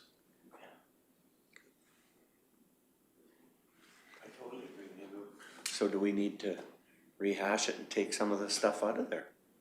Maybe that option one, instead of changing our penalties, we can leave them there, but we can remove some stuff. do you have any further comments, Councillor or Deputy Reeve? I guess we just have to, we have to look at this from the perspective that this is a service that the taxpayer is paying for, and if we're gonna do it for free, then who's paying for it? But it's not always for free. I mean, but so much stuff in the county is, remember, we've encountered that. We'd like to run it like a business, but it kinda does and it kinda doesn't. We've supplied so much, the county supplies so many things that don't make business sense. You know, if we took the cost, our taxes would be so, I guess we just wouldn't run it, wouldn't make sense as a business, because we wouldn't make money at it as a business. So we just wouldn't do it. But this is some of that stuff that we do as a county that doesn't make sense from a business position, but we still provide the service, correct? Community amenities and community infrastructure. I do see that Director Newkirk would like to provide a comment, so please go ahead. I just wanted to add, I know it's been reiterated as complaint-based, but this is also just to have this option here if there are repeat offenders or issues in the community, that a bylaw officer does have the ability to go in and deal with it. This isn't like a bylaw officer's going around looking for barking dogs or dogs walking around kind of thing. It's more when there is those repeat issues that an officer would have the ability with the bylaw to back them to go ahead with dealing with these issues. Yeah, I think it's very evident with the very minimal annual fines that have been issued over the last few years. It's a couple of $1,000s. So you can tell it's mostly warnings, but if these were all removed, it would be just warnings and there would be really no accountability held for the people. That's right. For the, for owners of their pets when they're not looking after them, if there is no fine or penalty, it's just warnings after warnings after warnings, and the rest of the community pays for it. Councillor Powell. This just goes back to what Deputy Reeve had said about the barking, which most people who live on a farm, it isn't something maybe that they would think about being an issue, but all these multi-lot subdivisions, if you have a whole bunch of CR parcels, just say 15 or 20 of them, and you've got a whole bunch of barking dogs in there, somebody's gonna get mad, right? I don't think it necessarily is for a big farmer or anything like that that would have the complaint, but when we continue to put multi-lot subdivisions all out in the rural landscape, then we get lots of dogs barking. So I know barking sounds silly, but it probably wouldn't be if there's a bunch of CR parcels together. I couldn't agree with you more, Councillor Powell. Deputy Reeve, go ahead. So should we consider removing the first offense fine altogether then, if they don't ever issue a fine on the first offense? Why do we have that column then? I think I see what you're saying. Where's the column for warning? So we don't have it in there just because it's just a warning. So it's all documented with animal services. However, for like the penalty is the fees there. So your first offense would be after you've been warned, then you get a ticket for that. So I guess it would be at the discretion. So it's not the first offense then? Yeah, because we're looking at this, like, the first time they come out, they're gonna give you $500 fine. That's not true. The first time they come out, they're gonna give you a warning. It depends on, like, if it's a dog attack or a bite, then no, there's no warning, like, you're getting a ticket. It would be at the discretion of the officer that comes out. Yeah. So they can come out, it might be the second offense, and they could, under certain circumstances, on a case-by-case basis, they could maybe offer a warning, probably unlikely for a second offense, but all of this would be at the discretion of the officer that comes out. Well, they follow the bylaw closely as they can, so, like, it is just a warning and then those are the tickets, so I could change the wording if you would prefer. Yeah, because I think what Deputy Reeve is saying, there's no area in here that identifies warning. Okay. If I may. Go ahead, Councillor Humphrey. If I may, there's no warning when you get pulled over for a driving offense, and sometimes you get a warning. I've heard of people it's happened to. It hasn't happened to me, but I've heard of people that it happened to, where they just get let off with a warning.